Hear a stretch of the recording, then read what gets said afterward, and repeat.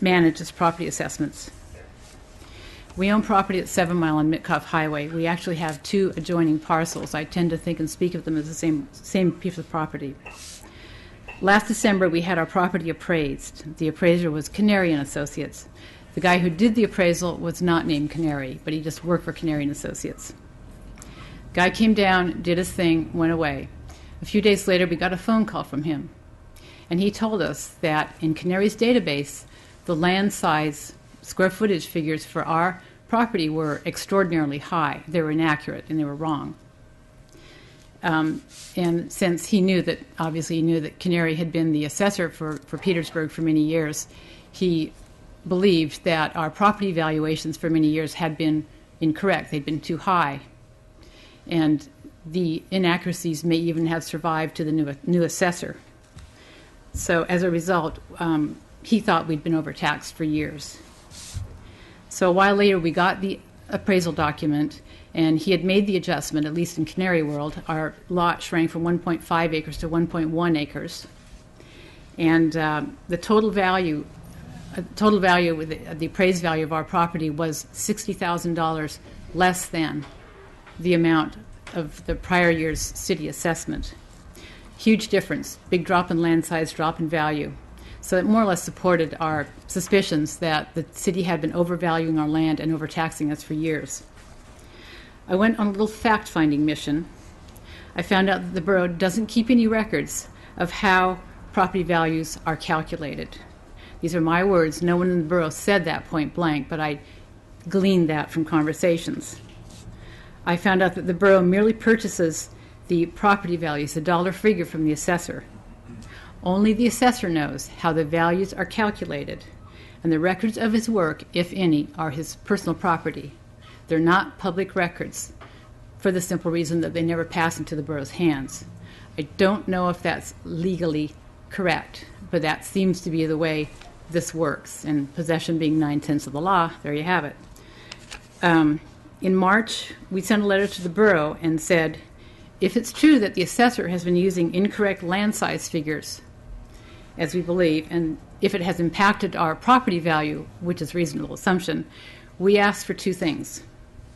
Correct our land size for the upcoming 2013 assessment, and then correct it retroactively for the years 2008 to 2012, recalculate our taxes, and refund our overpayment. We also provided the borough with a rough estimate, a thorough rough estimate of how much we believed we had overpaid in property taxes for the last 5 years, and that figure was just short of $3,000. We also learned that the borough does keep some property data, and that the property card, there's a property card system, but information on the property cards, there's not enough information to support a single valuation. Land square footage is noted on the property cards, but it's not necessarily used in the assessments, as it appears not to have been used in our case. It's there for that purpose, but you cannot assume that it is reflected in a given assessment. So April rolled around and we received our 2013 assessment. Nothing had changed, same figures as 2012. So we figured that the correction had not been made to our land size, and it was still driving our property assessment, so we appealed. The appeal had two parts. We again asked the borough to address the land size errors for 2013. And then we asked for, quote, copies of all records containing the data and calculations that form the bases of the total valuation of each parcel. In other words, show us your work in writing. 6 weeks later, we got a response. The assessor paid us a visit. He reduced our total 2013 assessment to almost exactly what our appraisal was. So that was good, since an appraisal has a certain amount of gravitas, and it's a good benchmark. But the way we see it is that we actually purchased our own assessment this year by virtue of having purchased the appraisal. So the extra $60,000 in excess value that was there last year was now gone. However, the assessor did not address the second part of our request, the request for records. So we didn't sign off on the appeal at that time. Okay, so the assessor fixed the numbers on the land size numbers. Where did he get his new figures? Well, at the time we wrote our original letter to the borough in March, we had gathered 4 different sets of figures on our land size. The first set was the historical figures from Canary, which they said were extremely high. And then we got numbers from the borough mapping technician, Susan Christensen. We did our own rough calculations based on a survey we had, and our rough calculations were consistent with hers, so that was kind of a reality check, and we felt her numbers are probably real good. The fourth set we got was from the finance office. The ones from the finance office were wacky world. One lot was shown to be double the size it actually was, and the other one was less than half the size for a net shortfall in square footage. And now we have a fifth set of figures. The assessor contacted Rick Braun, who surveyed our lot, our property a long time ago, and got more figures.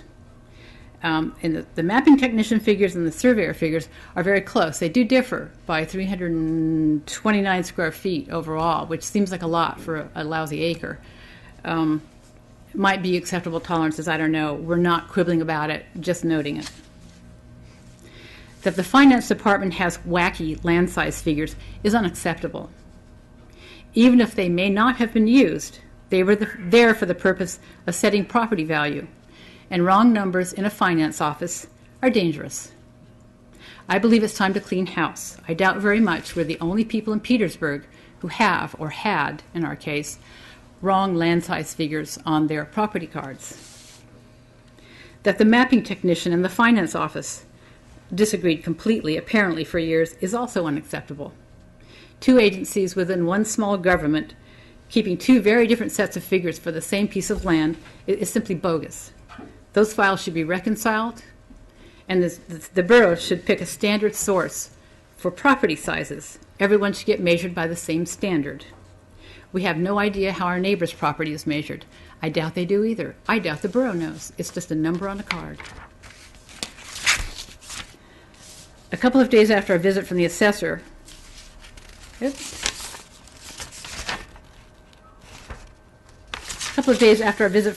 we received a response to the second part of our appeal, our request for records. And as we suspected, the public records don't exist. The ones we asked for don't exist. We did get lots of paper. Somebody dumped our files in the copier and copied virtually everything, including the documents we had sent to the borough, which is fine. But the only things of interest in there were copies of our property cards. And again, there was nothing on the property cards that would justify any valuation we'd ever received. There were some fresh figures on our cards for 2013, and they show unidentified methods, unsupported and perhaps random unit values, and unlabeled multipliers of unknown origin. Not an adequate supporting record, because using this so-called record, the valuation of our land cannot be replicated, it cannot be tested, and it cannot even be checked for errors in transcription. We also discovered that the scant records that the borough keeps, this property card, are largely kept in pencil. That is not good. Pencil is for fleeting, unimportant records. Pencil is also used when you want to tamper with records. We looked at the current assessor's contract. Backup documentation for property values is not a contract deliverable. Basically, only the valuation, a dollar figure, is a deliverable. I believe the borough should require in the contract that the assessor provide thorough written backup showing how each property value is calculated. You know, you're already paying for this work. You should be getting it. State statute requires the borough to determine a property's full and true value, full and true value. It looks to us like the borough is simply contracting out its responsibility to a credentialed professional and considering that to be due diligence. You tell this guy, just go do your work. We don't want to know your process. We don't want to see your records. Just give us the product. And if something goes wrong, as it did in our case, you can point to the assessor and say, well, he does have a license, so we could reasonably expect full and true value. The borough might be meeting the letter of the law, but what you're doing is not good government. As for 2008 to 2012, after we submitted our letter to the borough in March, we discovered there's a state statute that forever bars refunding tax overpayments after they reach a certain vintage. So 2008 through 2011 are off the table for us, but 2012 is still an active claim. It's been 2 months and we haven't heard from the borough. One more thing we learned, speaking of our 2012 claim. Some of the borough's scant records on our property that did exist for 2012 no longer exist. That's because while our 2012 appeal was and remains pending, someone erased the borough's penciled records. Let me say that again. Public records relevant to a pending claim were destroyed. That's a procedural failure, easily fixed. Follow a protocol and stop using pencil. At this point, you may be thinking, why the heck didn't you appeal this in 2008? I mean, you can see your property values went up then, and maybe there's something, going on there worth asking about. Well, we did appeal. Canary was your assessor at the time, and Jim Canary came to our house. He didn't bring a scrap of paper with him. He sat at our kitchen table and he yapped. He told us how people are often shocked when their property values go up, and it happened to a lot of people. Can you summarize this for 15 minutes? I'm not trying to cut you short, but if you could kind of get to the point. And I've got listen page. Okay. Okay, so Jim Canary came to our house, sat at our kitchen table and yacked at us. He told me how people were shocked when their values went up, and it happened to a lot of people in Petersburg that year, and so on. It was basically shuck and jive time, and when that assessor shows up at your door, he represents the city. So the city's response to our appeal in 2008 was shuck and jive. At that time, we should have received records. But as we now know, the only place this error in our land size, the only place that error existed was buried deep in Canary's private database. The city couldn't see it, we couldn't see it. It was invisible. What became a $3,000 error, a $3,000 loss to us, was invisible. That's bad government. So years went by. We ultimately had to rely on an outside event. We got an appraisal. That was the outside event that, and a tip that finally brought this error to light. A little birdie told us there might be a problem. Ironically, it was a canary. To us, the borough's handling of property assessment looks like this. We're the government. We don't make mistakes. And we certainly don't need to document for your benefit how we calculate your property value. In fact, we don't want those documents ourselves, because then we'd be liable for the information in them. Now shut up and write us a check for several $1,000s. That, in a nutshell, is how Petersburg manages property assessment from the point of view of this property owner. You're a newly minted borough assembly with some newly minted residents and properties. This is a good time to take a look at this part of the borough operation, rethink it, update it, upgrade it. I hope the new soon-to-be taxed property owners over on Kuprinoff in their cold, dark cabins are listening on their battery-operated radios, are listening to this. They're starting out with clean slates with regard to property assessments. I hope they question everything the borough does. I hope they fight the borough every step of the way and demand that you're accountable. Prove it in writing. As one person, my impression on you is going to be limited. But if a dozen people come over here and start chewing on your ankles, demanding accountability, that may get your attention. And it may result in positive change, and I hope better government. Thank you. Mike's on the phone if you want. Mr. Winfro, do you have any comment? Did you hear all of that? Yes, I did. I'd like to respond to them, but there's so many that I can't do it at this time. What I'd like to do is get a copy of the transcript, and I will address all of the questions and write in ink, not pencil, all of my answers to her questions and submit them to the city manager. Mike, didn't you meet with these folks and go over the same information with them earlier as well? Yes, I did. I also had our valuation manuals with me, and I explained to them the process and how we came up with the multipliers and how we value the property. Okay. So your records, are they public knowledge? All of the real property records are public records. Okay. Thank you. So I think it's, if you would do what you reply to the, I don't want to call them accusations, but respond to the information in this document that the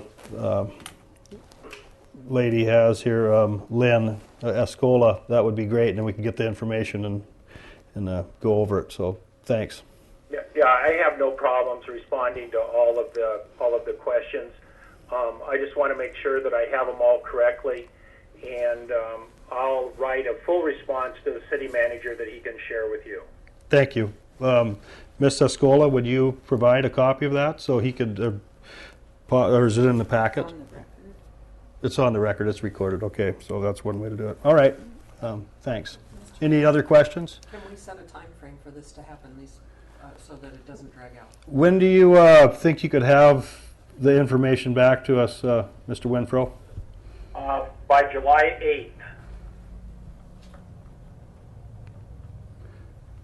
Okay. And you'll send that to the city manager. Thank you. Yes, I will. Any more questions of Ms. Escola? Or the I don't have any assessor? questions of either. I would, but I do have some comments when we're done. Okay. On this issue. Yes. Okay, go ahead. I would ask that as part of this that the city manager provide an overview to those of us that have not seen how the process goes in minutia, so we can get an understanding of how the process works, and detailed response to the issue of how records are kept and how they're reconciled. And perhaps we could have that then by the second meeting in July if the report's going to come by the 8th. That would should be doable, Steve? Okay. Yes. All right, thanks. I guess that's it for the Board of Equalization assessment part of the meeting. Sure with Mike? Are you gonna, we're done with you, I guess, Mr. Winfro? Yes, if you don't have anything else, then I'll sign off.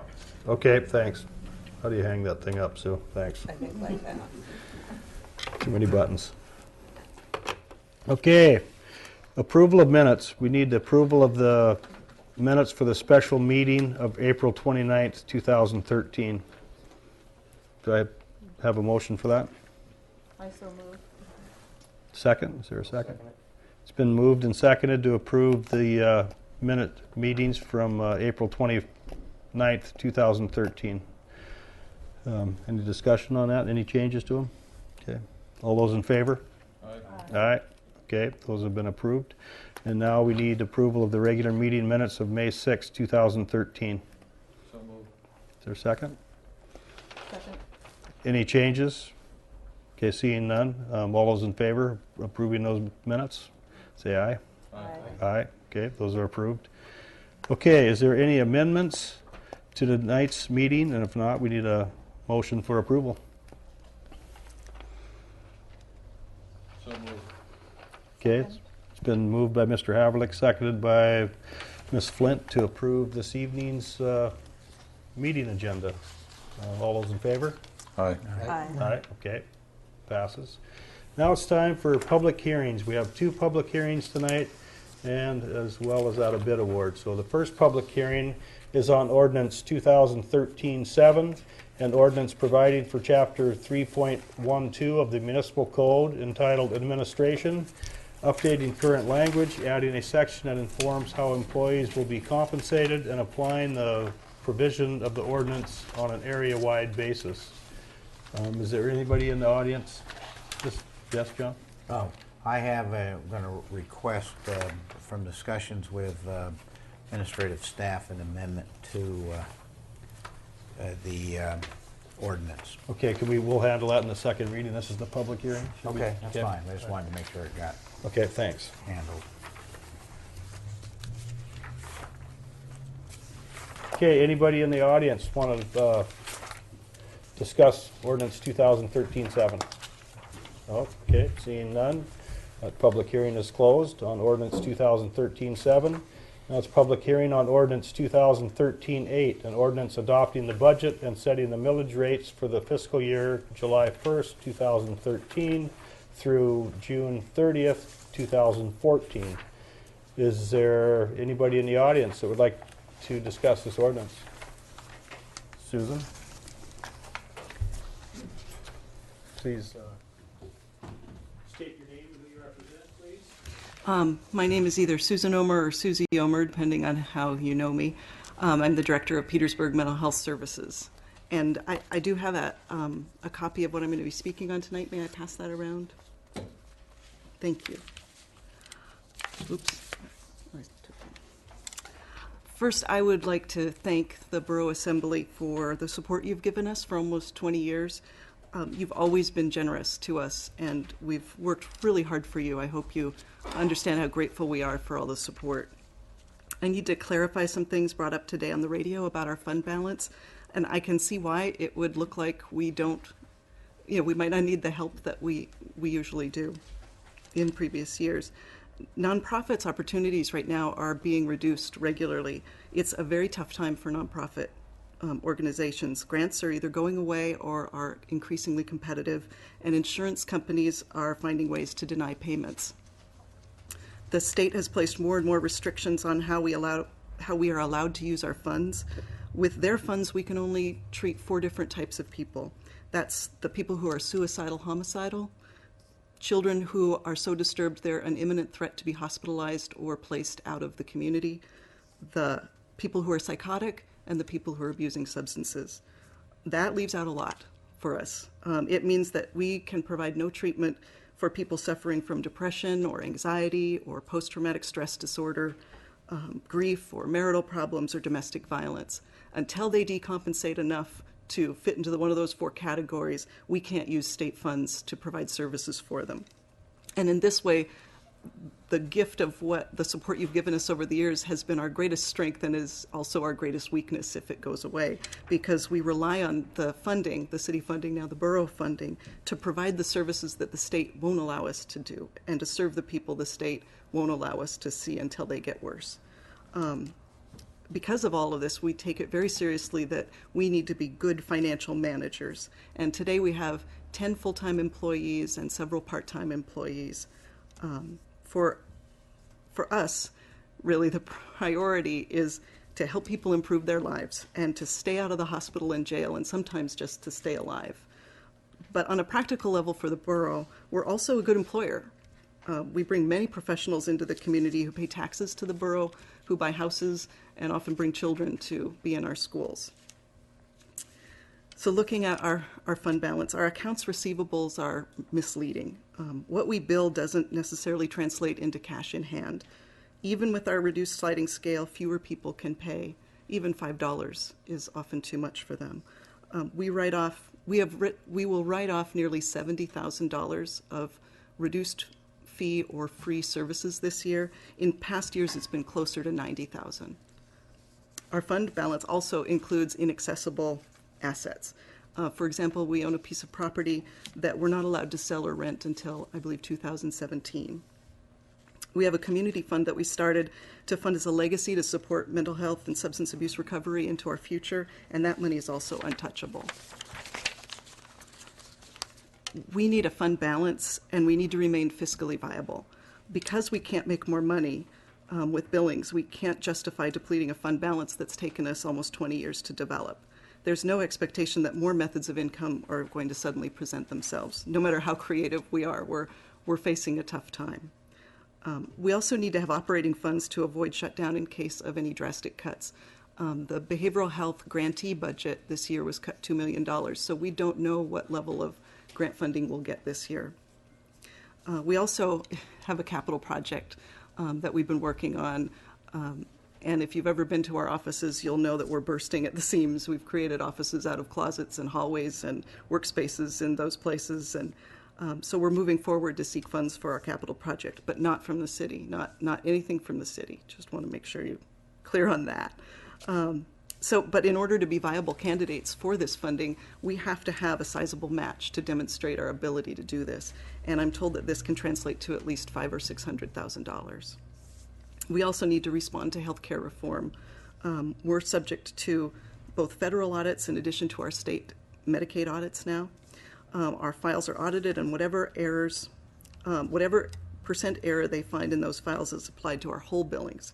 We've been told that auditors may go back as much as 3 years to collect money. There's never a zero payback rate. This means that a few small errors can create for us a liability of as little as $60,000 and as much as $600,000. This can break a center. At least one center in Southeast Alaska has closed because they couldn't pay their bill. To make things even more ominous, the federal auditors are going to begin to, when they start, are going to be receiving a cut of all the paybacks they find. So a loss of funding does concern me. Your grant allows us to provide intensive services and intensive support to keep people out of jail and in the emergency room, and sometimes that means 20 hours of support to keep them safe. At a time when we're providing more emergency services than ever, it's not a time to cut our support. If we can't provide these intensive services, more people require involuntary commitment and removal from our community, and since the police have been the primary transporters of these people, borough costs will go up. The total cost for one involuntary commitment, including hospital and transport, is $11,000. Finally, thank you for giving me this time. There are differences between a nonprofit agency and a private practice.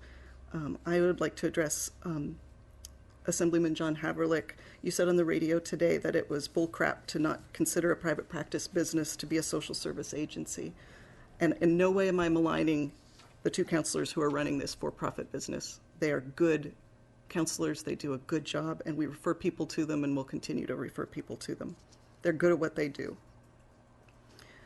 However, they don't provide emergency or after-hours services, all of which we provide for free to the community. Their message machine tells the caller if they want to schedule an appointment, it will take up to 24 hours for them to respond to any messages. It also says if the caller needs to be seen right away, to call the police, who will then help them connect with a mental health professional, and that means us. To say that we're the same kind of agency is incorrect. In conclusion, the Assembly has a very difficult decision to make about so many things in this budget. I don't envy you that. Since 2005, our town has had a steady increase in violence, hospitalizations due to substance abuse, drug deaths, murder, and suicide. With 3 homicides during this period, our violent death rate in some years has been over 8 times the state rate. There have been 5 obvious suicides, including 3 in 1 year, with our average then greatly exceeding the state rate, which is already the second highest in the nation. There were 32 known suicide attempts requiring medical intervention, 4 confirmed drug-related deaths, and multiple lockdowns of the school or the whole town due to credible death threats. In the last year alone, there was a shootout with the police that we were involved in, and 3 lockdowns due to threats of mass murder. Cutting social services in a time of increasing stress and need is a scary thing, not just for our agency, but for our community, our police, our hospitals, and our church leaders. I hope you find ways to maintain our funding, and I thank you for taking the time to listen to all of this tonight. Thank you.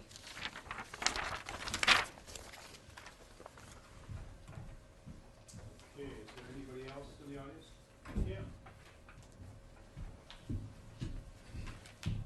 State your name and who you represent. Kim Kilkenny, I represent Petersburg Mental Health, and I'm exhausted listening to what you say we do. This June will be my 10th year working at Petersburg Mental Health. It is very difficult to work in a rural nonprofit behavioral center, so difficult that the state and the feds provide a rural loan repayment program to keep staff in our centers. So it is so they recognize that. However, what has kept me here so long is that our bottom line is the realization of a social mission, not profits. When I talk to other social workers around the state, classmates in Washington and California, they are amazed at what we're able to do. Because of Susan Omer's management, we are able to not only serve individuals, which I love dearly, but also the common good of the community, and that's what excites me. And many of you know I'm involved in a lot of different stuff. So I wanted to give a brief overview of what I've been working on this last year in the community. So the first one is supporting health awareness in the resiliency education program, the SHARE program. This is the Suicide and Substance Abuse Prevention Program, and that includes the coalition that was very helpful in obtaining a DA for our district. So, and I also have to thank John Hogue and Steve Giesbrick and Chief Jim Mackner, because without their support, we wouldn't have gotten that far. We recently received feedback from our state grant coordinator. He was impressed and again told us how remarkable our coalition work has done and how we are the first coalition to truly focus on environmental strategies for substance use rather than just providing an after-school program. So we are making differences long-term and actually region-wide. The second program I'm working with is the Strategic Prevention Framework State Incentive Grant, the SPIF-SIG program. This is joint with Alaska Island Community Services. The purpose of this grant is to address underage drinking and adult heavy and binge drinking with an emphasis on alcohol-related interpersonal violence. One outcome we found from the year-long data assessment was that easy access to alcohol in people's homes or boats was one of the primary factors to underage drinking. This led to the recent Lock Up Your Liquor workshop to educate parents and community members how teens access alcohol and ways that we can reduce this. The senior project came about after our last community-wide attitudes and beliefs survey. This identified that our senior population was more at risk for loneliness, depression, and suicide than other local demographics. With funding from supplies with the Mental Health Trust, we were able to host a Halloween party, a Valentine's party, and on June 7th, which you're all invited, we are having our second senior prom at Mountain View Manor. These meaningful activities reduced the social isolation, they increased mobility, and built connection to other groups of people such as Coast Guard and local resources. We have seen over 100 participants through these events. The Mobilizing Action Through Planning and Partnerships, the MAP framework, is a community needs assessment that was recently completed through a partnership with Petersburg Medical Center. I facilitated the steering committee and completed 4 assessment reports in the past 9 months. The data from these assessments will be helpful for the borough, the medical center, our agency, and other nonprofit organizations when applying for additional grant funding so they can address specific public health priorities relevant to their program. We've done some school collaboration. Recently, PMHS was approached by the Department of Education and the Department of Behavioral Health on supporting a school-wide positive behavior interventions and support initiative. During this meeting the first meeting I was part of, I was made aware of a school suicide prevention grant. And because of my previous work in suicide prevention trainings and collecting local suicide data, I was able to write the grant for the Petersburg School District. We were awarded the grant, which will allow us to implement the Signs of Suicide program in the high school, and that money went to the school. And sometimes I go on ride-alongs to see homicidal and suicidal individuals with guns with the police. So it's very busy. I need to emphasize that this was all possible only because of the strong financial management of the agency by our director. Without the support from the borough, we will not have the resources to pursue grant funding for our programs mentioned above. We are at risk of becoming like most small rural behavioral centers who can only serve emergency cases due to lack of funding and resources. I thank you for your time and your past support in our agency. I am committed to this community and hope we can continue the work that we've started. And I'd like to pass out an overview. Thank you. Is there anybody else in the audience that would like to participate in the public hearing on ordinance 2013-8? Okay, seeing none, the public hearing on ordinance 2013-8 is now closed. And that moves us on to a bid award for the landfill slope stabilization. The borough received 2 responsive bids for the project. P&D Engineers and the Sanitation Department reviewed the bids and have recommended that the lower bidder, Rock and Road Construction, be awarded the project in an amount not to exceed $479,592. So we need a motion to award that bid. So move. Is there a second? It's been moved by Member Strand, seconded by Member Flint to award the landfill slope stabilization project to Rock and Road Construction. Any discussion? Seeing none, will the clerk call the roll? Mark, Yes. Cindy, Yes. Nancy, Yes. John Heverlick, Yes. Kurt, Yes. John Hall, Yes. and Sue. Yes. Okay, that brings us to visitors' views related to the agenda. Any visitors have views related to the agenda? Okay, seeing none. We have visitors' views unrelated to the agenda, and item A under this is the Chamber of Commerce has requested reconsideration of the Chamber of Commerce tax-free days. And we had a letter from the president Fran Jones, and I would imagine everybody's read that.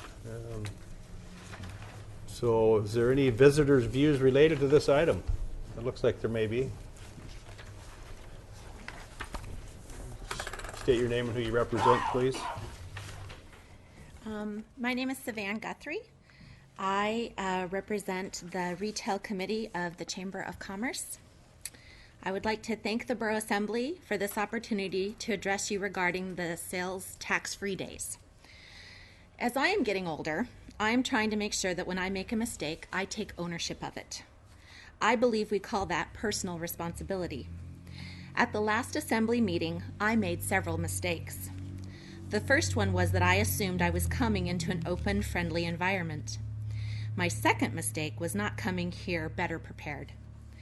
I have to say I was quite shocked, and when there wasn't even a motion made on the sales tax-free resolution before the Assembly. So much so that I think my mouth actually gaped open. Not being good at confrontation, my last mistake was not standing back up and taking a stand then. These are the mistakes I made. I believe that the Borough Assembly also made a mistake at the last meeting by not approving the sales tax-free day. Other than to my children, I don't believe that I'm a very intimidating figure. When I stood here last, I think you saw a middle-aged mother of 3 who owns the cute little quilt shop on the corner. The fact was, I came representing the 97 retailers that are chamber members. Those same businesses that collect and account for the borough's sales tax day by day, month by month, year by year. I always believed that due to sales tax, the retailers and borough had a symbiotic relationship. Within this relationship, retailers have never asked for anything from the city. Ordinance 954 was the first item that we have sponsored that would help and support the businesses of the borough. Retail is hard. With over 20 years of retail experience between my husband and I, we can attest to that. In Petersburg, not only do we have to compete with Juneau or Seattle, but with online shopping, which has become so easy and so prevalent that it means that we have even more competition for our local dollars. I would like to take you on a visual tour of Main Street, starting at PFI. If we were to lose all of our retailers, what would downtown look like? No trading union. Across the block would be nothing. No hardware store, no wild celery, no fabric basket. The PIA building would still be there, but from down there the block would be empty. No harbor bar, liquor store, no harbor bar. No coastal cold storage, and none of the businesses that are above there as well. The sandwich shop, the spa, I think that's all I can think of right now. And no Island Flowers across the street either. All of the businesses from Excel to Fram would be gone as well. No Hammers Hardware, no convenience store. Lee's, Diamante's, and the Star, all gone. On the other side of the street, you would miss Devron's, the Rexall Drugstore, Miele Gallery, and maybe the Pilot. You could keep the banks, but you would also lose Sea Monster Entertainment and Beach Bum Tanning. With that only leaves about 8 businesses or buildings still on our North Nordic. Quite dreary, don't you think? Not quite the busy and industrious downtown we enjoy now. I bring this up because as retailers, we deserve respect for what we do. Did you know that in 2012 alone, my cute little corner shop donated to over 14 local causes? And that's not all that asked for donations. And I'm just one business. As retailers, we support this community that supports us. We donate to everything from school-sponsored sports and activities to medical emergency fundraisers. We don't complain or abhor this fact. To us as retailers, giving back is part of being a community. Now let's talk some numbers. I'm appreciative of Karen Ellingsted's letter to the editor and its nice graph. I would like to say, as it's been pointed out several times, that the borough did not lose $28,000, as was quoted last meeting, but exactly $23,979.85, if my calculator is correct. That sounds like a lot, but with the loss in taxes, here is how much money went through our community on that one day in May. In May 5th, 2012, $227,358, I'm still messing it up, $50.65 is what went through our community in that one day. And in October, we had $172,305.50. Which means on just those 2 sales tax-free days last year, over $399,664.15 went through our community. It has been stated that every dollar that gets spent circulates in our community between 5 to 7 times before it leaves town. Wow, now that's a lot of money. I also just heard on the news today that property tax revenue is up 3%. Could that increase be linked to last year's purchases on sales tax-free days? I believe that doing away with sales tax-free days is like putting your finger in a dam to stop the leak. You're not really fixing the problem. You're just going for the most obvious and easiest fix. Eventually, another leak or problem always arises.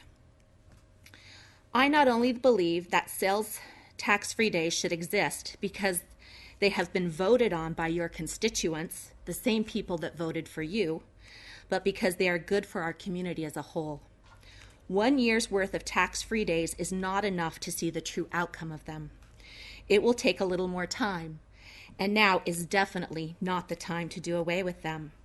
Our retailers are being affected daily by the downtown construction.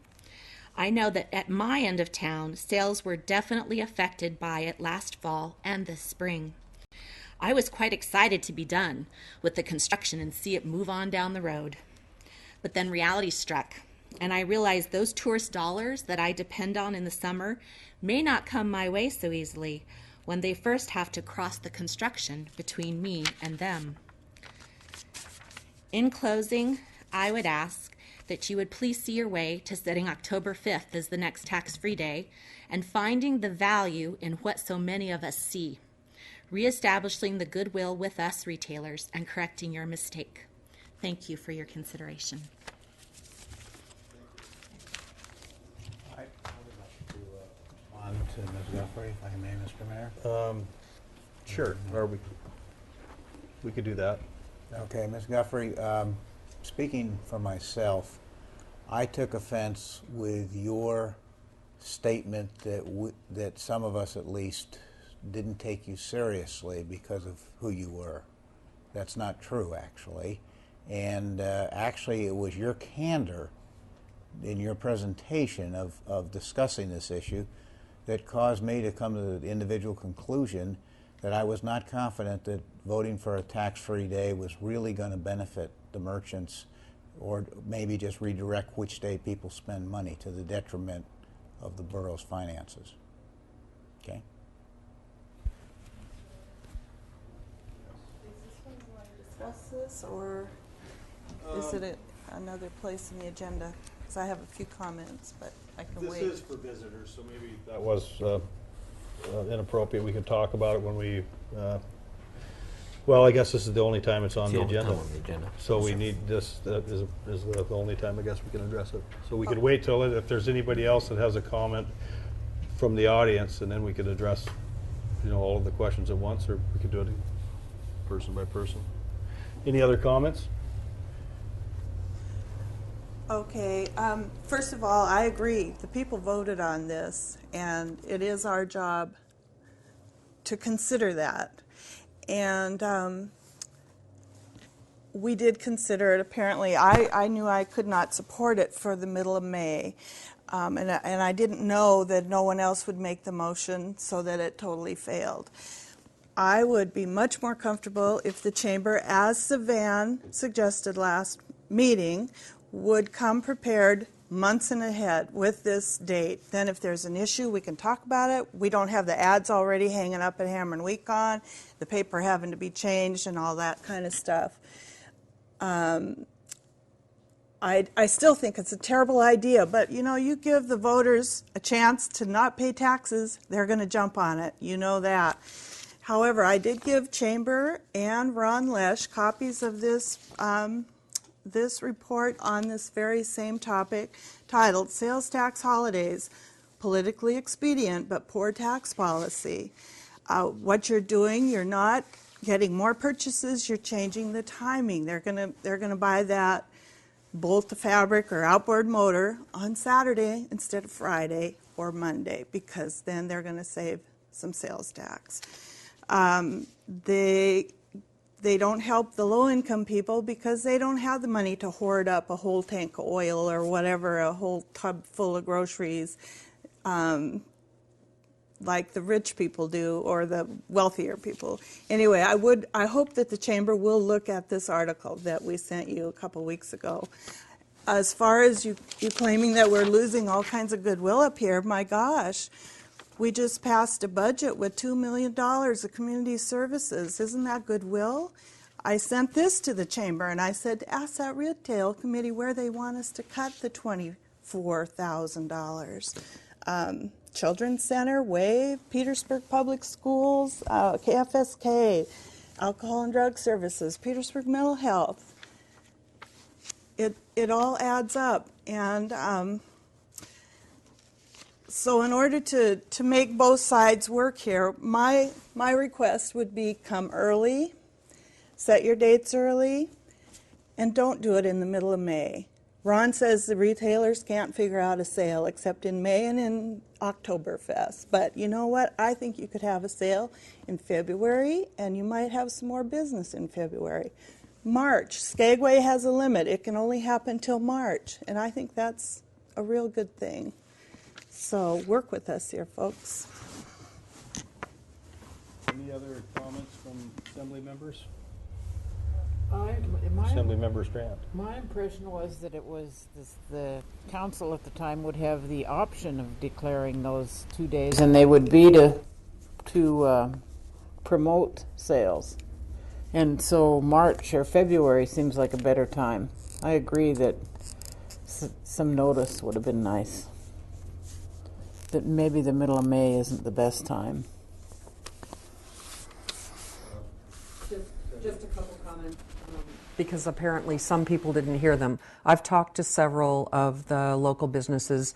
They seem very convinced that it does make a difference in their overall business. And I think also for retailers, the timing for businesses where there are slow sales in certain months can be very important to bring in people. And if that's a mechanism for doing it, then I can understand why they would want to. Nancy's right. I took a look at the ordinance, and it is we may have 2 tax-free days. It's not a mandatory thing. The other important piece of information that people may not have heard that Steve and I were talking about today, and correct me if I'm saying the numbers wrong, that the revenue that we've collected in sales tax thus far is $70,000 less than last year. Is that what you told me? And $40,000 less than what we projected we were going to receive. We can't get around those numbers. However, I mean, even if we wanted to do the tax-free days, I don't see how you can not acknowledge the financial reality. What I would suggest is that, and I appreciate that you offered an October date, that we put this on the agenda later this summer, look at how revenue is going throughout the summer, and take another shot at it with enough lead time for everybody to get their ducks in a row. Thank you. Mr. Hogue? I just want to reiterate a little bit what I said previously, is I have also talked to some of the merchants and appreciate their comments, but I have not seen anything that convinces me that people aren't simply planning when to spend money versus spending money that they would not otherwise spend. And if that's the case, then I don't see the benefit of the tax-free day. And so if there's some empirical proof that people are out there spending money that would not otherwise be spent on these tax-free days, and I'd be interested in listening to it. Thank you. Any more Assembly members have anything to say? Any more comments from visitors in the audience on this issue? Chamber of Commerce tax-free day? Mr. Loesch? Ron Lesh, representing Petersburg Pilot, both the retail store and the newspaper. We need to go full circle on your argument. Your sales tax revenue is down because our merchants' revenue is down. So we're going through the same experience that you guys are. That if we don't make the sales, you don't get the 6%. Number two, I want to reemphasize that we're not just competing against Seattle and Juneau for retail sales. We're competing against the internet, which is tax-free. Nobody makes particularly you guys don't make any money off internet sales. Third point is some of the same retailers that work with you guys on sales tax, both in collecting it and so forth, also pay property taxes. We just talked about the devaluation or valuation of our structures. If we don't pay taxes to the city in the form of property tax, many of us pay it in the form of rent, which our landlords then pay to the city. So we're in this together. Merchants have said that it does make a difference in sales. The next sale in October is pegged for the permanent fund dividend distribution date, when you know people have money, and that is the reason that date has been proposed. They can go buy Alaska Airlines tickets, or maybe they can shop Petersburg for it. So I hope you'll help us have a reason to spend that money here in town. Thank you. Thank you, Ron. Anybody else from the audience? Any visitors on this topic? I'd like to just talk to the date. Sure. The May date. State your name again, please. Okay. This is Savan Guthrie again. Quite honestly, the May date snuck up on us, and it was out of respect that we asked nobody to advertise tax-free until we could come to the borough and ask for it. It was a discussion. We thought that it was not respectful to start advertising something that had not been approved. So if there was any advertising, it was not as a retail committee that we suggested it or encouraged it. And I have to tell you, we had actually picked May 4th. Being the retail committee president, or the head, whatever I am, it's my duty to call meetings. Quite honestly, I was too sick to call meetings. So as far as personal responsibility, it's my fault that we wanted May 4th. By the time we met, there was no meeting scheduled until the one on Monday afternoon. And then, you know, we there is discussion that goes into these things. We don't just, randomly pick a date and go, yeah, let's have a sale. We think about it and we talk about it. We talked about coming and asking for a date later on in May, and we thought, no, the reason we're doing these tax-free days is to encourage local spending. It's not for tourism to get a break. So there is thought. And so we just went with the May, I think it was 11th that we asked for. It was very quick turnaround. We all knew that would be if it got approved.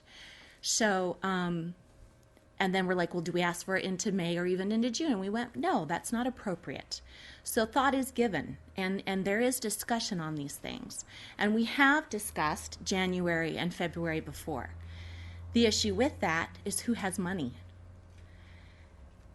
It might encourage some sales, but who has any money in January or February in our community? Because typically that is a low.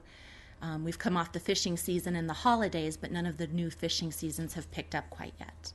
So I just want you to know that there is thought and discussion on these issues. Thanks. Any more visitors from the from the audience that would like to speak to this issue? Any more assembly members have any comments? I've been thinking about this situation, and to start it off, my thoughts, I mean, I don't consider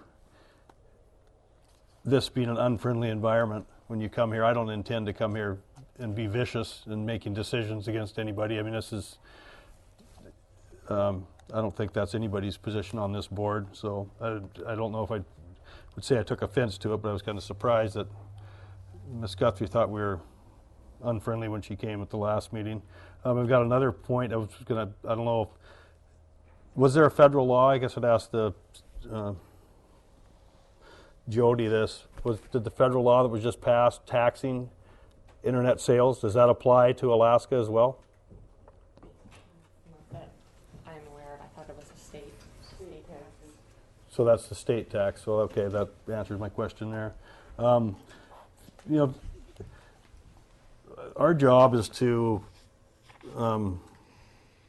use the money properly of the borough, or former city and now the borough, and knowing that the numbers were down $50,000 from last year, and knowing that it was our option to approve or disapprove these tax-free days. I can't make a motion myself, but I think that was the position of the assembly members by not making a motion, because they didn't want to support the tax-free day. In the future, I think possibly the whole tax breaks that the borough gives should be looked at, from senior citizens to the tax-free days to over $1,200, all that. And what do we need to do to adjust it? Another thing we need to possibly take into consideration is what's the revenue going to be when the property outside the city limits, the newly formed borough, when that gets assessed and we start collecting tax on that? How's that going to affect our bottom line? So, but at this current point, I would have a hard time,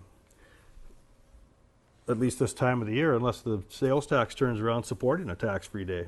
But that's just my opinion. So I just wanted to say how I felt about it. So I guess at this time, if there was an assembly member that wanted to make a motion to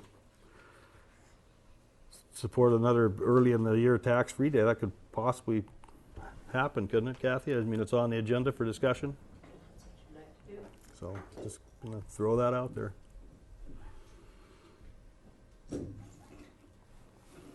Mr. Mayor, I would like to, rather than talk about October 5th today, maybe have a committee to look at sales tax formed, to look at all of it. I think we have a lot of issues there.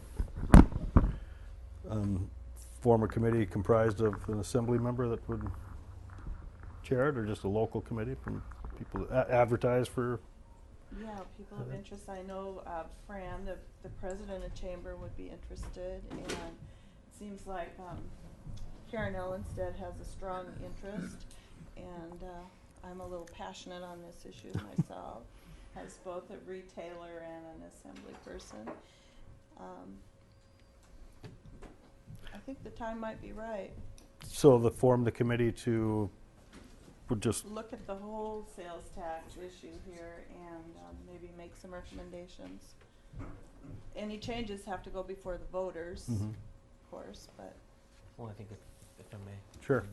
Like the article that Sue was talking about, it talks about how, if you're doing all of these things to try to generate sales, and Ron brought up a great point, we're competing against the internet. Maybe the real answer is to get rid of all of the fluff and lower your sales tax by a percentage point or half a percentage point. That's that way all year long. In other words, it's you have to look at it, go back to the root cause, and say, okay, if that's what's causing the problem, tax-free days only help, and all of the material on it says the same thing over and over again. It really doesn't affect increased sales; it just moves sales around. But maybe the real answer is we're offering too many exemptions. We got a lot of senior exemptions. We got the tax cap. We're doing tax-free days. Maybe you add it all up. Jody could figure it out probably pretty quickly, and say you get rid of all that, and now you just adjust your sales tax down, and people benefit every day, including the retailers.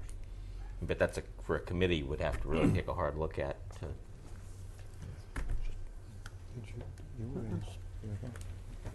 Any more comments from the assembly? Oh, I'd like to be on that committee too. Okay, so is it the wish of the assembly then to advertise for people that would like to be on a sales tax committee to? I would expand the terminology for it. Instead of sales tax, maybe it's revenue. Tax exemption committee? How the borough chooses to raise its revenue could be looked at. I like the sales tax idea. Never mind. Well, maybe we don't have to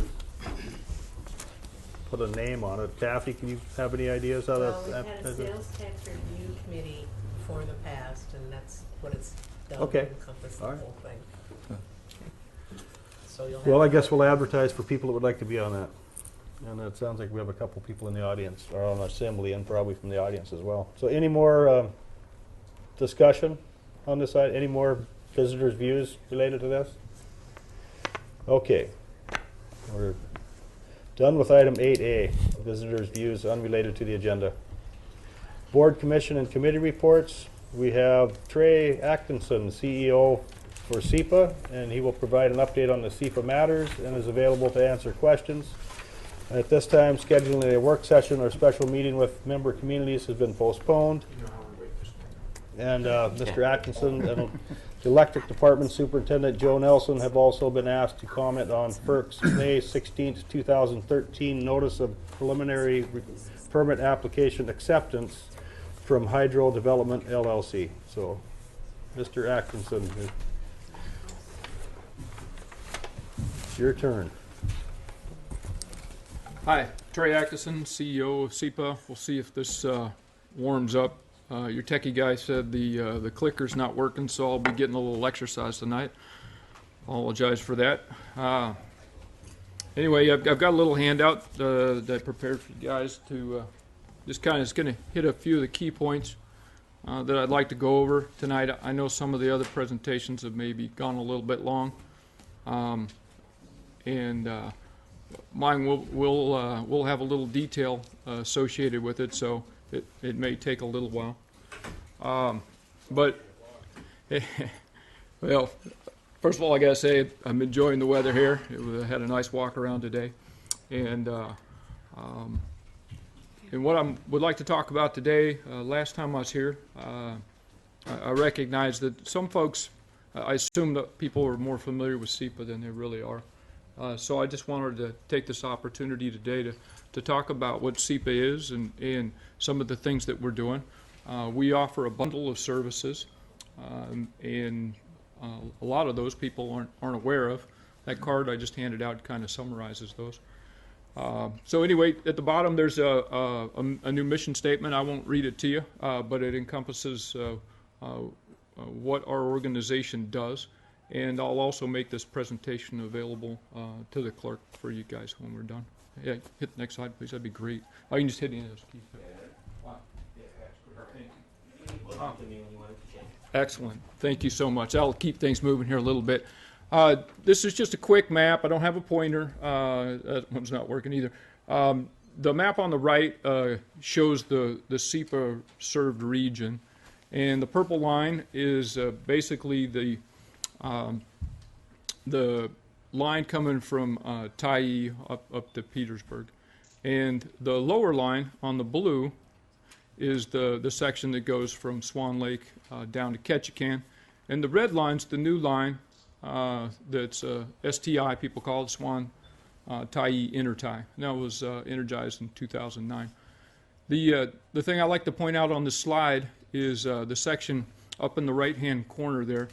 And that's the number of meters. And I think this is really an important thing to kind of frame the discussion. There's not many meters, even if you combine Ketchikan, Petersburg, and Wrangell. You guys are a little over 2,000. Wrangell's right around 2,000, and Ketchikan's about 7,500. So just keep that in mind when people are talking about projects.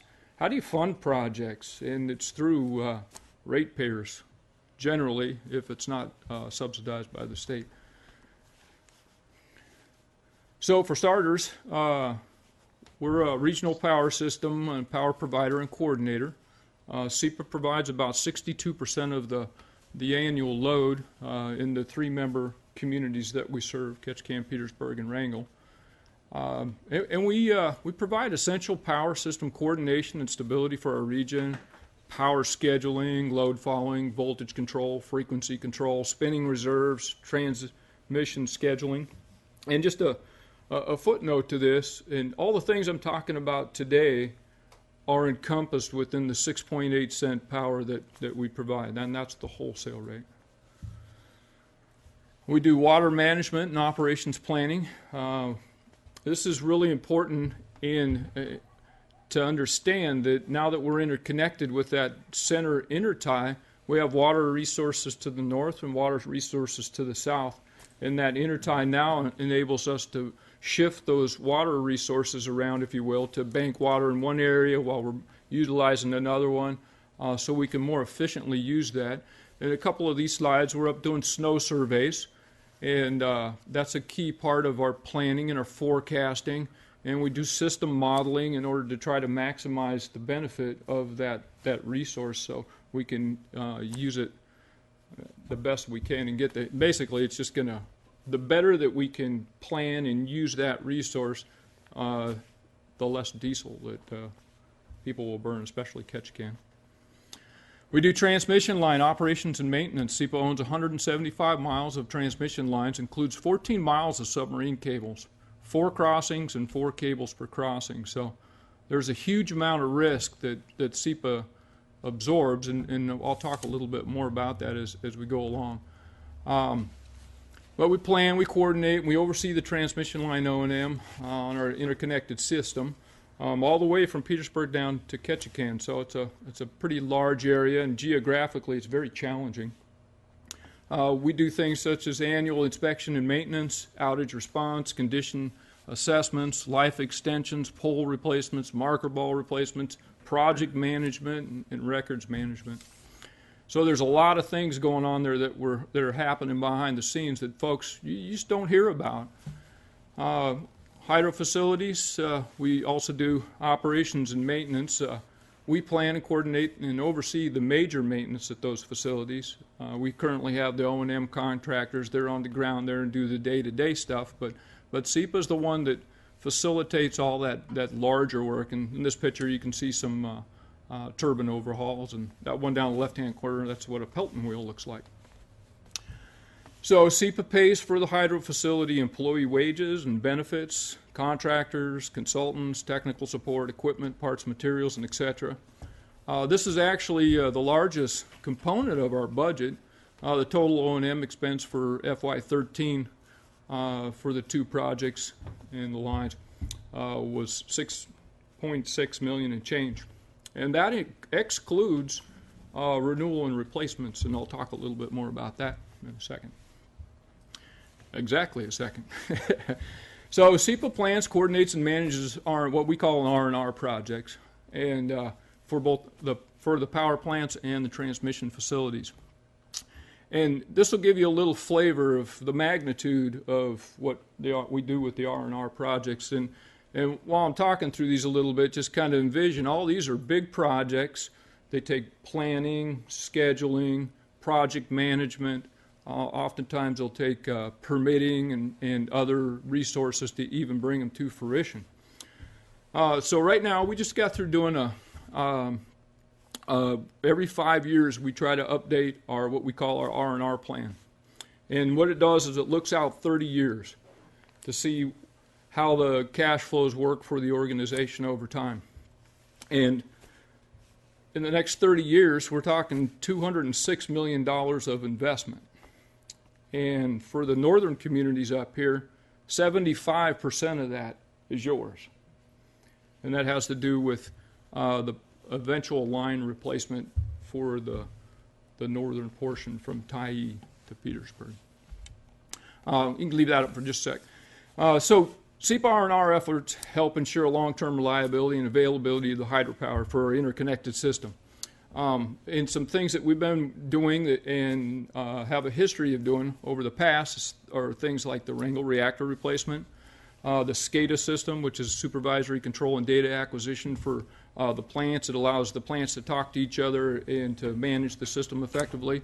We're replacing helicopter pads. We've got over 100 of them that need to be replaced, and they're very expensive, and they're all in remote locations, obviously. Satellite communications upgrades, governor control upgrades, generator rewinds, turbine overhauls, and rolling stock equipment upgrades. So a lot of money goes back into the power systems to make sure that they stay reliable and the power can be delivered when it needs to be. So another component, and Joe's familiar with this because you guys have a hydro project here as well, is FERC compliance. And there's a lot that goes with FERC compliance, especially when you start having multiple projects. Some standard deliverables are a dam safety surveillance and monitoring plan. This year, new to that was the owner's dam safety program, emergency action plans, which require organizing and exercising and regular updates. Part 12 inspection, you guys are currently doing that here in Petersburg, I believe, this year. That happens on most projects on a 5-year interval. Water usage reporting, lake level gauging, facilities inspections, dam surveys. There's just a lot of things that go on as part of FERC compliance. And SEPA does this for the projects that we own. And FERC licensing, that's kind of a whole separate thing. It's really complex, and it takes several years to do this. Many times when you're trying to facilitate a project from just a conception to bring it forward, that whole process takes about 10 years typically to bring that. Right now, we're working on an amendment, what they call a license amendment for our FERC license for Swan. We'll be rolling that out here in the very near future. And what that'll do is allow us to do the dam raise. I'll show you a slide on that here in a second. I put on this slide too, just to keep people thinking about it a little bit. With these projects, you also have a relicensing component. And in our R&R plan update this year, I actually had them add that to that. And you can see Swan Lake expires in 2030 and Tyee expires in 2031. And it may seem like it's out there a long ways, but it's really not that far away. And you usually start those processes about 7 years in advance of expiration of the license. And one thing that SEPA will be doing with Tyee is during the relicensing process, we'll also be looking at the merits of putting the third turbine in there and what kind of benefits that'll bring as well. That's a good time to dovetail it in because you have to go through all these studies and things to get things relicensed, and that would be the perfect time to do it. It'd be the most cost-effective time. And so just considerations, how will relicensing be funded? To give you just a quick example, the last project I was working on, a project almost exactly the same size as Tyee, it cost $7 million just to go through the process. And then the mitigation to get the license was another $24 million. I don't think these projects are going to cost that much, but it kind of gives you a sense that the cost can be very high for relicensing. And so permitting, this is another thing that SEPA does behind the scenes. There's some permitting that's required periodically just to keep your projects going. And then, of course, to do new projects, it's a very, very extensive permitting process, as I'm sure most of you guys know, because you probably hear bits and pieces about that. There's just some examples there, some field work at Tyee outlet gauge, and some aquatic surveys at Swan Lake. Risk management. I actually gave this presentation at our last board meeting, and I asked myself, how can I explain risk management in layman's terms? And I figured the way to probably really start was just put the definition up there so people can think about it. And this is, and I'll just read it because I think it's an important thing that you guys are risk managers. You do it every day. I've heard a lot of you guys talking about risk management today in some of your decision making.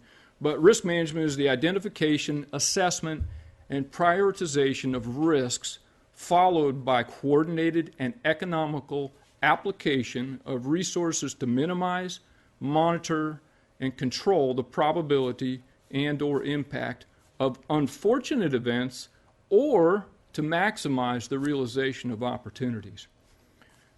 It's a pretty big mouthful to swallow, I know, but really when you start thinking about it and looking at it, that is really at the core of what we do.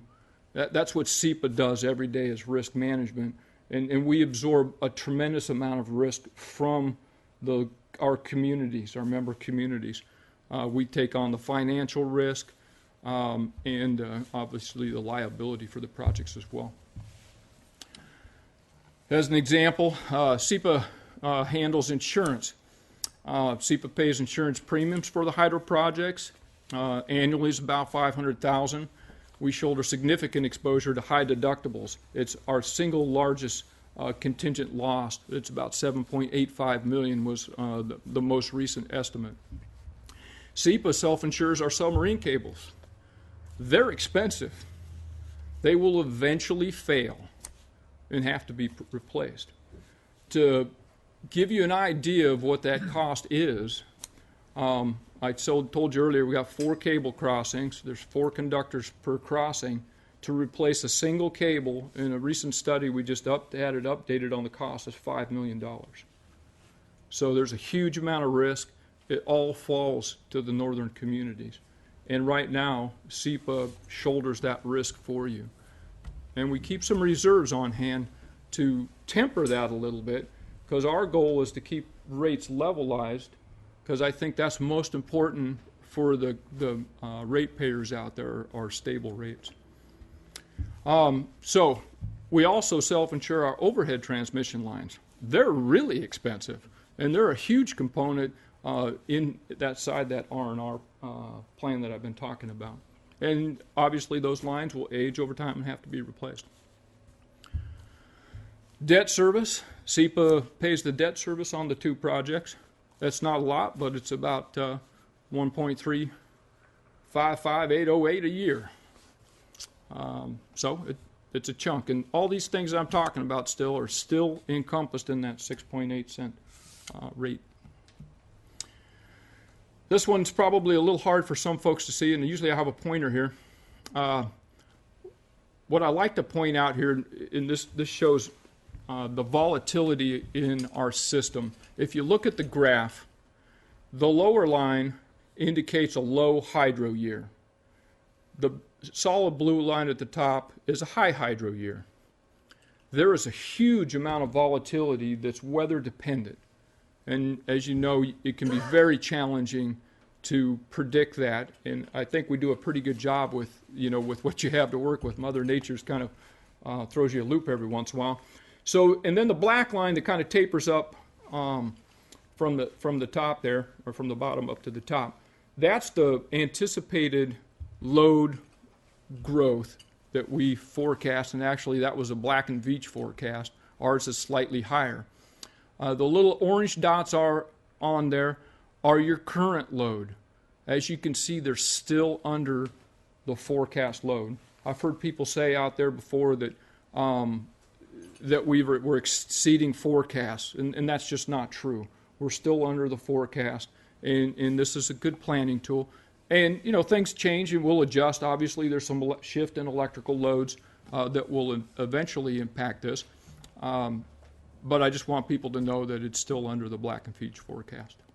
Oh, let me point out one other thing on this slide. And like I say, I'll give you guys a copy of this, and you guys can go through it and ask questions later too if you want. The expansions over in that first green header right there, those are a few projects that are currently going on that are adding additional resources to the system. At Tyee Lake, we're doing a cooling water modification that adds 1,000 megawatt hours a year.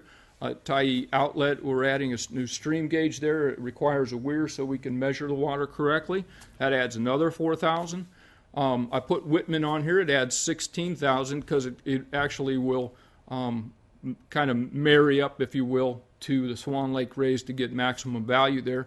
And it's also where that little jump happens on the center blue line is reflected from when Whitman comes online. Swan Lake Reservoir expansion is going to add 7,500. And I put DSM on there because I think that's an area, as people are looking at how load growth is occurring, some areas, and In Ketchikan, because I live there, they haven't really attacked that really hard yet. And Demand-side management. yeah, I'm sorry. Yeah, demand-side management. And what that is it's more efficient light bulbs. It's I drive through Ketchikan at night at 10 or 11 o'clock, and I look around, and there's lights on everywhere in big buildings where nobody's in. That type of stuff, we can manage that more efficiently. And what that'll do, it prolongs the need to bring on new hydro to meet new demand. So it buys you a little bit more time. You'll burn less diesel, and I think you get more value in the end. So it's a good thing to do, and SEPA certainly supports that effort. So here's the Swan Lake raise. This is a project we're currently working on. We have pretty good momentum on the project now. We're still looking for state funding. I think this year was a little bit early in the process, just the way the permitting and everything was going for the project. We did have it in front of the legislature this year, and so everybody's really familiar with our project. And I've spoke with various representatives and stuff, and I think they're on board with it, and hopefully we'll see some type of funding next year to help this out. But this is one thing that SEPA does from a broader perspective is project feasibility. We look at new projects, what it takes to get them developed, do some of the preliminary work. All the work up to this date on Swan has actually been paid for by SEPA. We do have a little bit in one of our grants that will be rolling into that project. But for instance, in FY13, we had a little over $800,000 that dedicated just to project feasibility. And could you click back to that slide just for a second? I just wanted. Oh, that's all right. I just wanted to talk. I'm sorry. On the Swan Lake raise, just so people know, it's basically a 6-foot raise on the dam, and there's a little keyhole slot like this, right? And inside that slot, where it's just your fixed spillway right now, we're going to put some gates in there. And what that does is it allows you basically to raise the reservoir height by only 15 feet, but we gain 25% more storage. So it's pretty much the low-hanging fruit in the area for storage, which was identified in the Southeast IRP as being one of the highest needs in our area. So SEPA's leading future development. SEPA's been tasked by the state to perform follow-up activities to the Southeast IRP, like I just mentioned. We were granted $3 million, and right in the grant says funding will cover planning and pre-construction work for the next generation of hydroelectric projects in Southeast Alaska.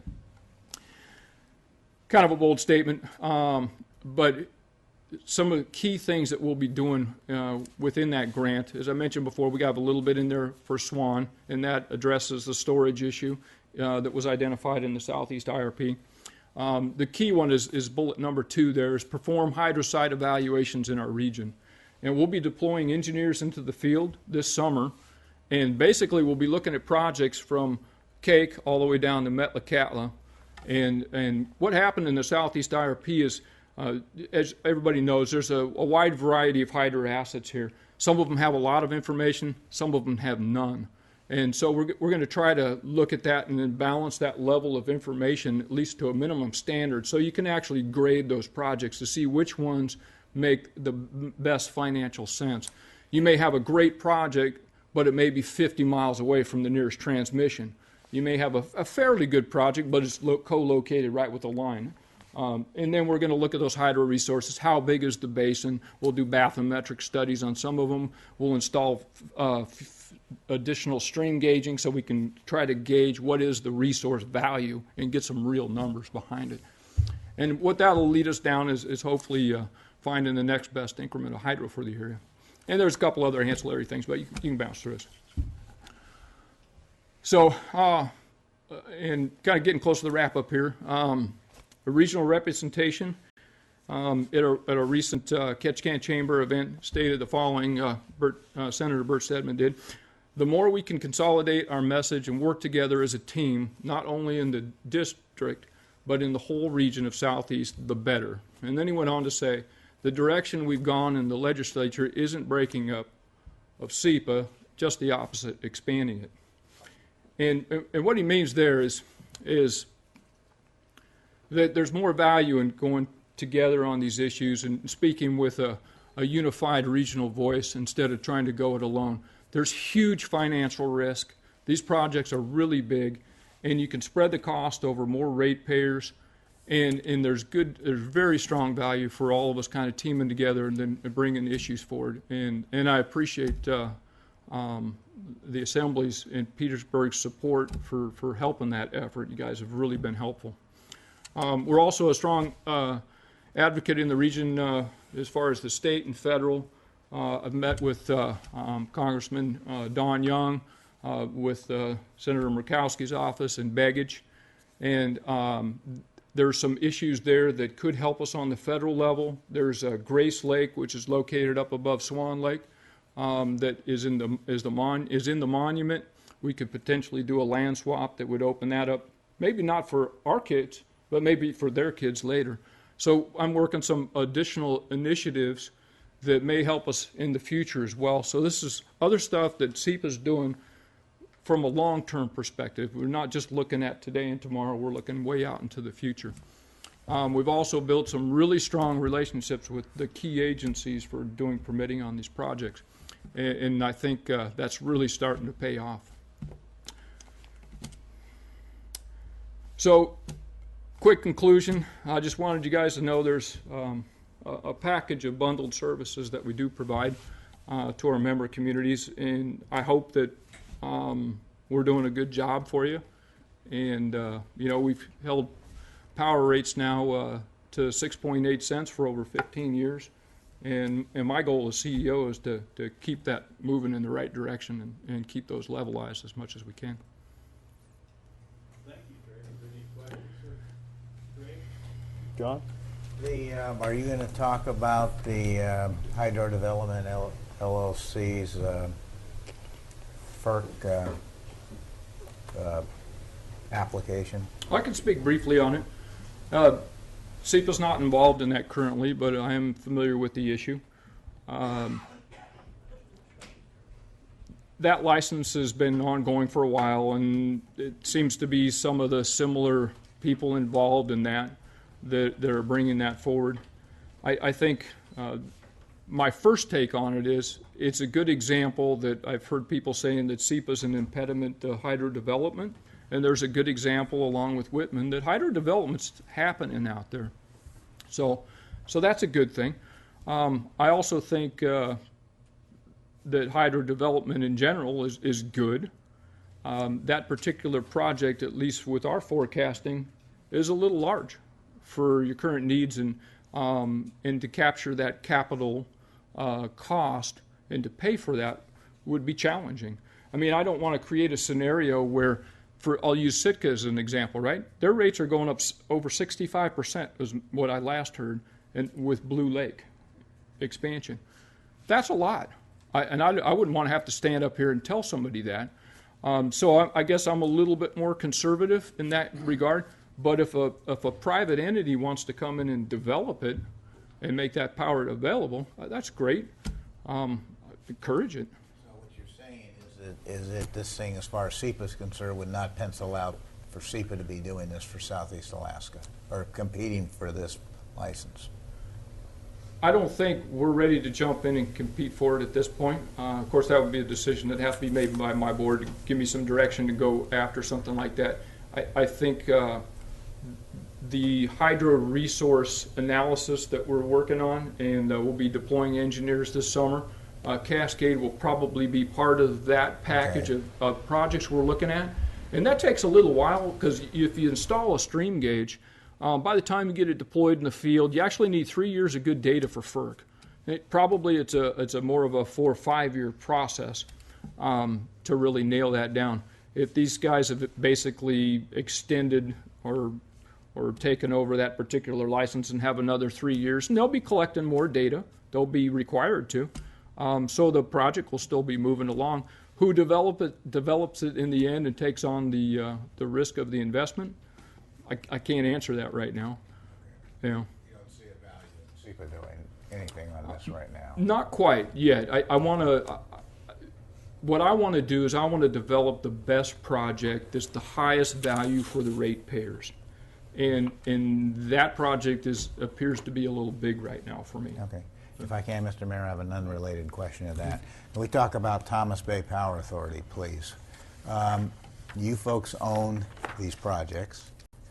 Why does Thomas Bay exist, or could you run it more efficiently? And the reason I'm asking that is we were asked to approve extra amount in Thomas Bay's budget that goes beyond what you folks pay to Thomas Bay, and so the issue is do we have one layer of government that perhaps is unnecessary? That's a great question. And I think the projects have been run reasonably well over time. They have some good folks out at the project. As an owner of the asset, it would be my preference for us to run it because I can control costs. I'll give you a simple example. They just negotiated a new union contract, which then I'm responsible, or SEPA, excuse me, is responsible to pay those wages. And I have no say in that contract of what the wages were, whether they were too high or too low. But there's just some fundamental things that SEPA doesn't control of their own asset, and then they are financially responsible for. Giving the 1-year notice and terminating your relationship with Thomas Bay and taking it over? Yes. And I guess what I'll say is our board has a vote coming up for that specific issue in June. This issue was brought forward right when I came on in like the August time frame of last year. And it could have been approached a little bit different, I think. Maybe the time's right now, and I think that has yet to be decided by the people that will make that decision. But I'm certainly more than willing to take that over and move it forward if that's the decision that happens. Thank you. Solid Any more question. questions? If we were to get rid of Thomas Bay Power Authority, do you see any savings? Or would you just have to hire more people at SEPA to cover the same jobs that they're doing now? I think there's some potential savings there. Yes, sir. Okay. Cindy, did you have a question? I had a question comment because I'm relatively new to all of this discussion, and I appreciate your presentation this evening. But there has been some discussion about open meetings and SEPA and accessibility to information, and I've been looking at the Joint Action Agency Agreement and also the Alaska statutes, and it clearly identifies SEPA as a government unit. And my understanding is the recorded information that's online is very difficult to hear, and I would make the request of you that SEPA make a more concerted effort to make that information available to the public. Okay. Currently, it hasn't been our policy to put recordings of our meeting online, and that's something that may come up at one of our boards. I think since I've been on board, we've come a long ways with opening up public information. We've posted all of our founding documents. We post all the board packets, which have all the financials for the whole organization.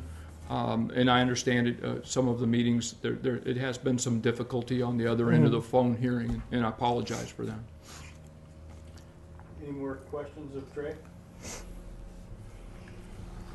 Thank you. Yeah, thanks for Thank coming. you for the opportunity. Joe, do you have anything to add at this point? To see your Trey answer all the questions.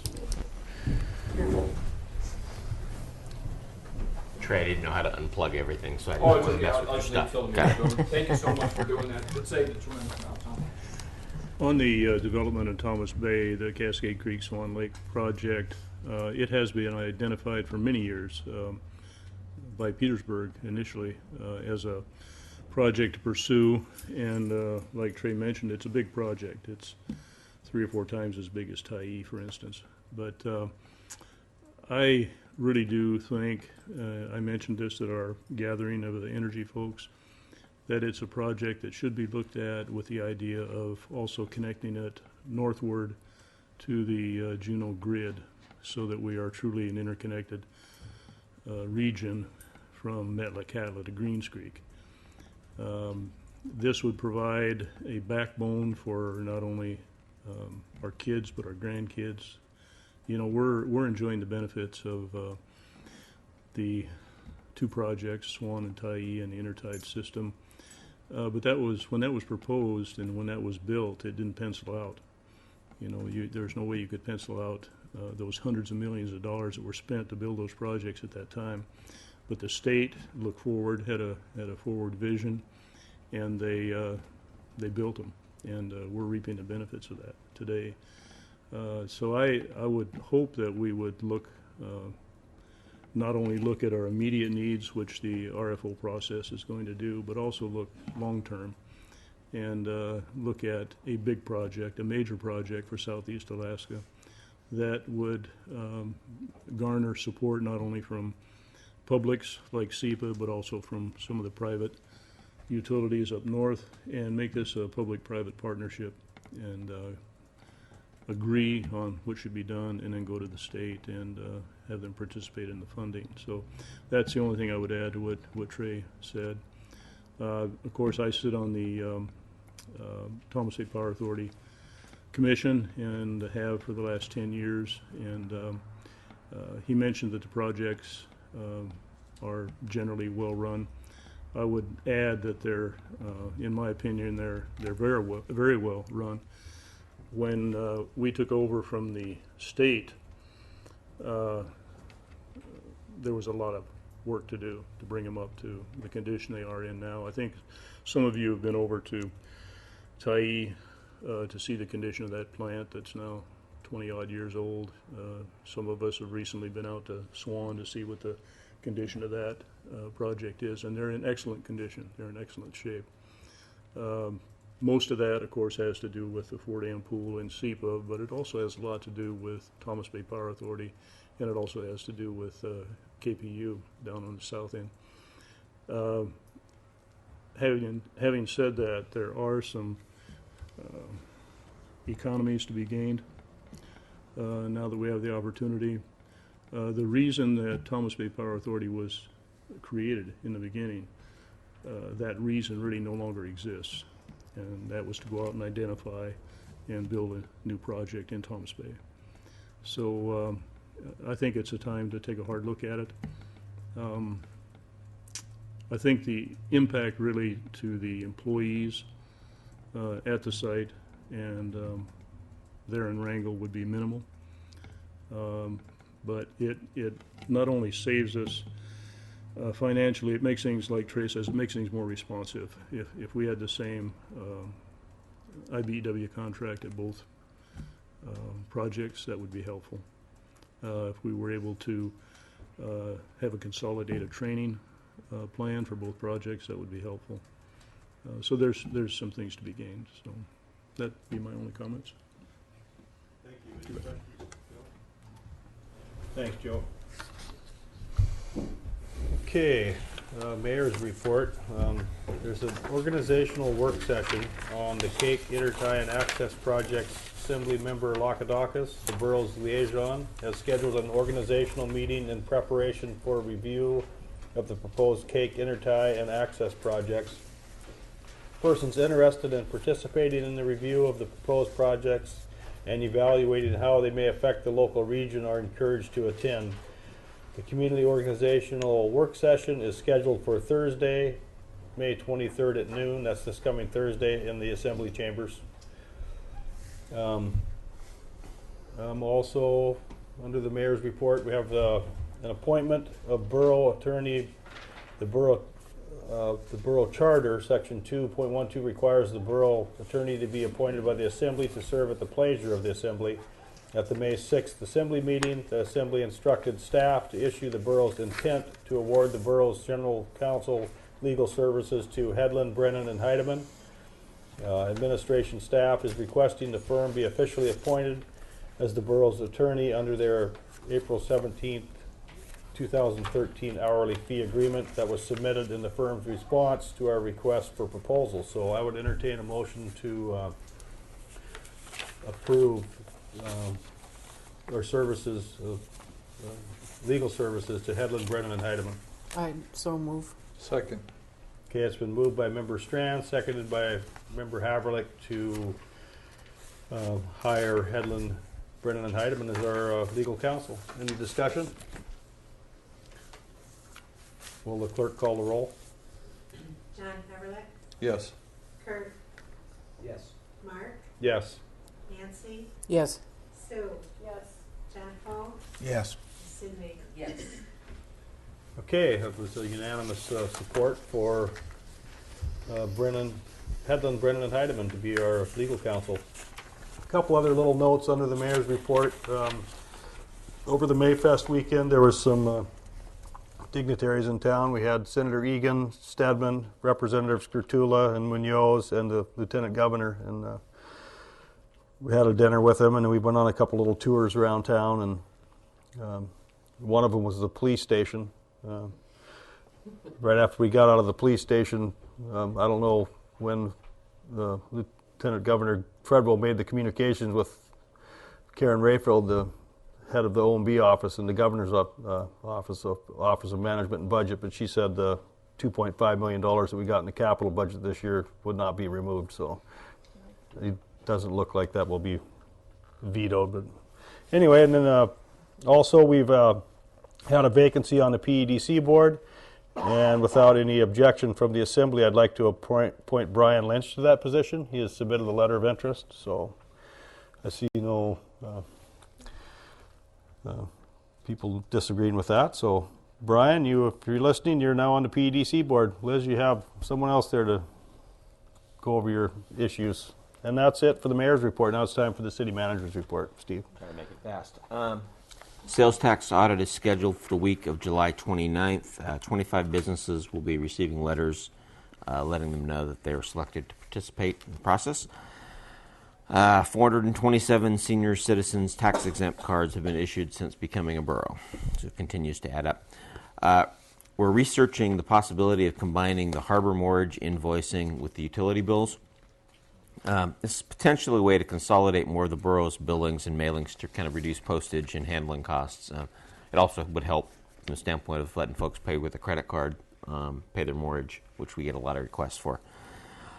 Window installation should be complete by the end of next week at Mountain View Manor. Building maintenance is almost complete. In fact, they may be complete now with addressing the punch list in preparation for the REAC inspection we have to go through and pass. 2 people were here May 9th and 10th from the Division of Homeland Security and Emergency Management for a site monitoring visits.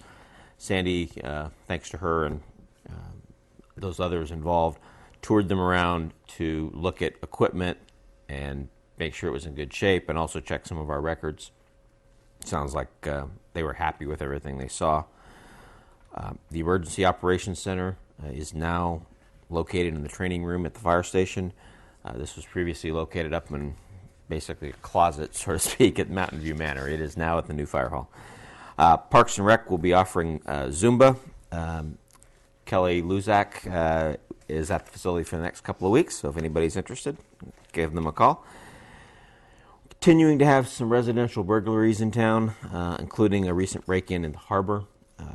Police are hoping the harbor video will help provide evidence in the case. Most of the recent burglaries included stolen televisions, computers, and hard drives. Police are telling people you might want to keep your doors locked. Local person of interest lost a syringe and a couple of points of heroin outside a local store. As they were walking out, evidently just dropped it on the street. The police are trying to make a prosecutable possession case from the store video.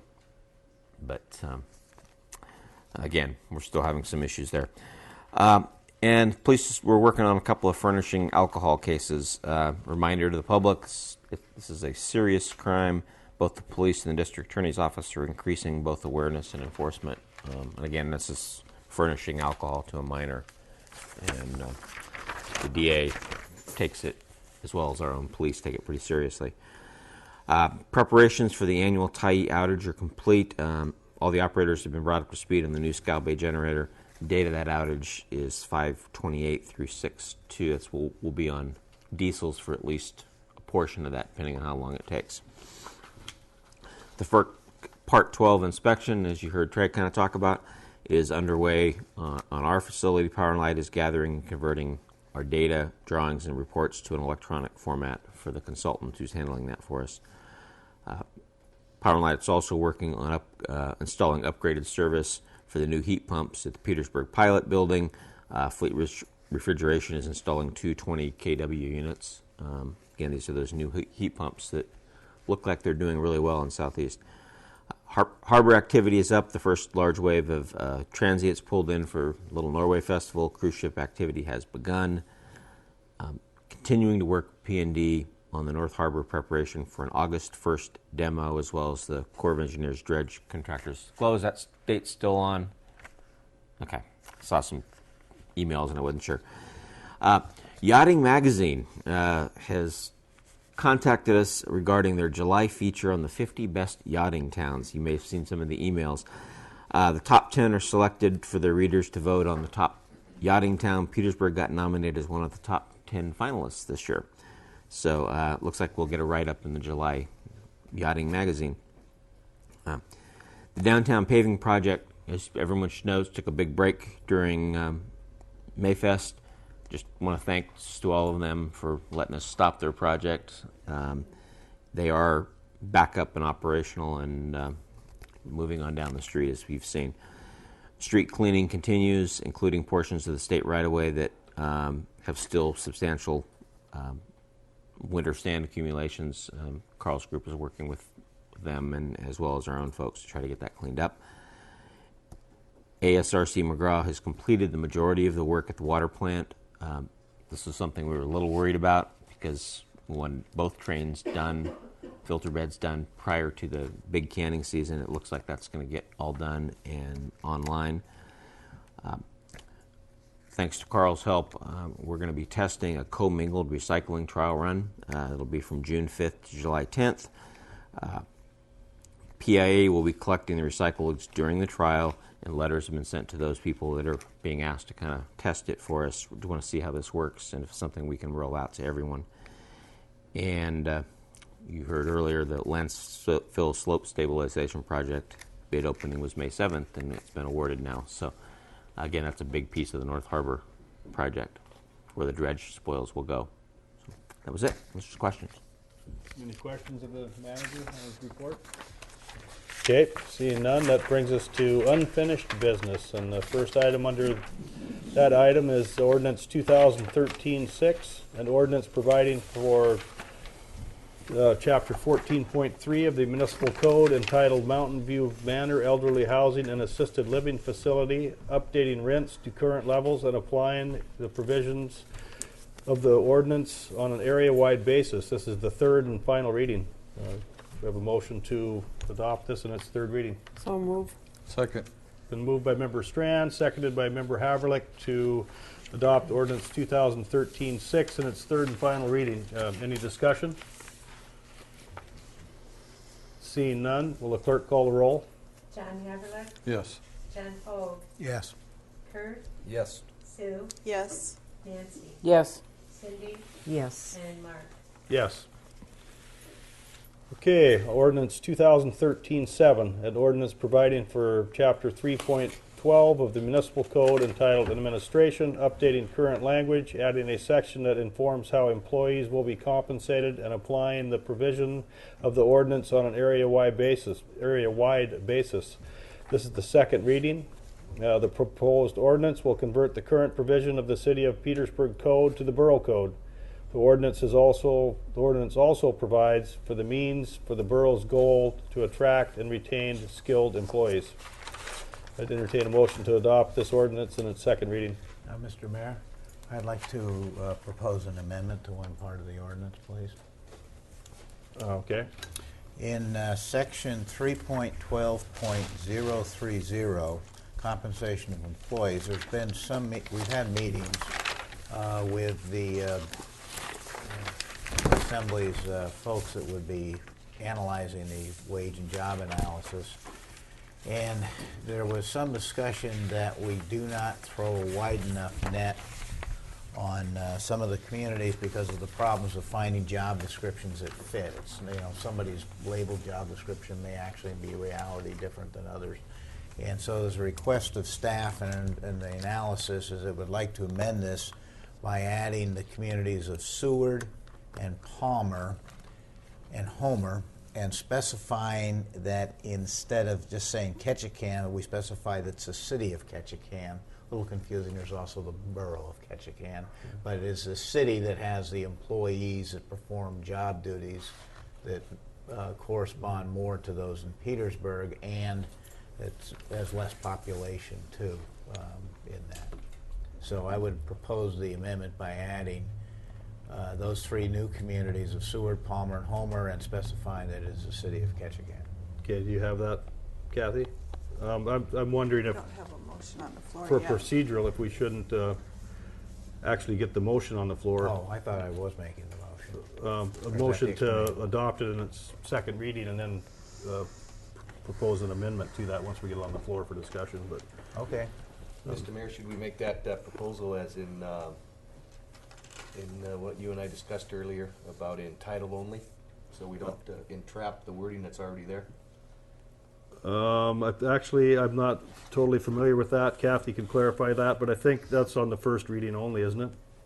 Anytime, if that's kind of an old school. Leave it to me. We haven't been Leave it to me there to be for a few behind years. times. I'm sure I know who told you this. Yes. Yeah. You don't have to do it that way. Okay. Well, then I would like to make a motion to adopt ordinance 2013-6. Second.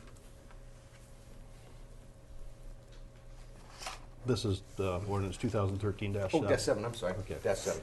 Okay, Mr. Walhuter has made a motion to adopt ordinance 2013-7 in its second reading. Is there a second? Second. Okay, it's been seconded by Member Haverlick. Mr. Mayor, before we talk about amending what's here, I had a question about what is already here, and I was just curious. It used to be just reserved, and we were just trying to get it into the This is section into the borough, yeah, 312.030. yeah, the one that John was referring to. Did that come from our attorneys?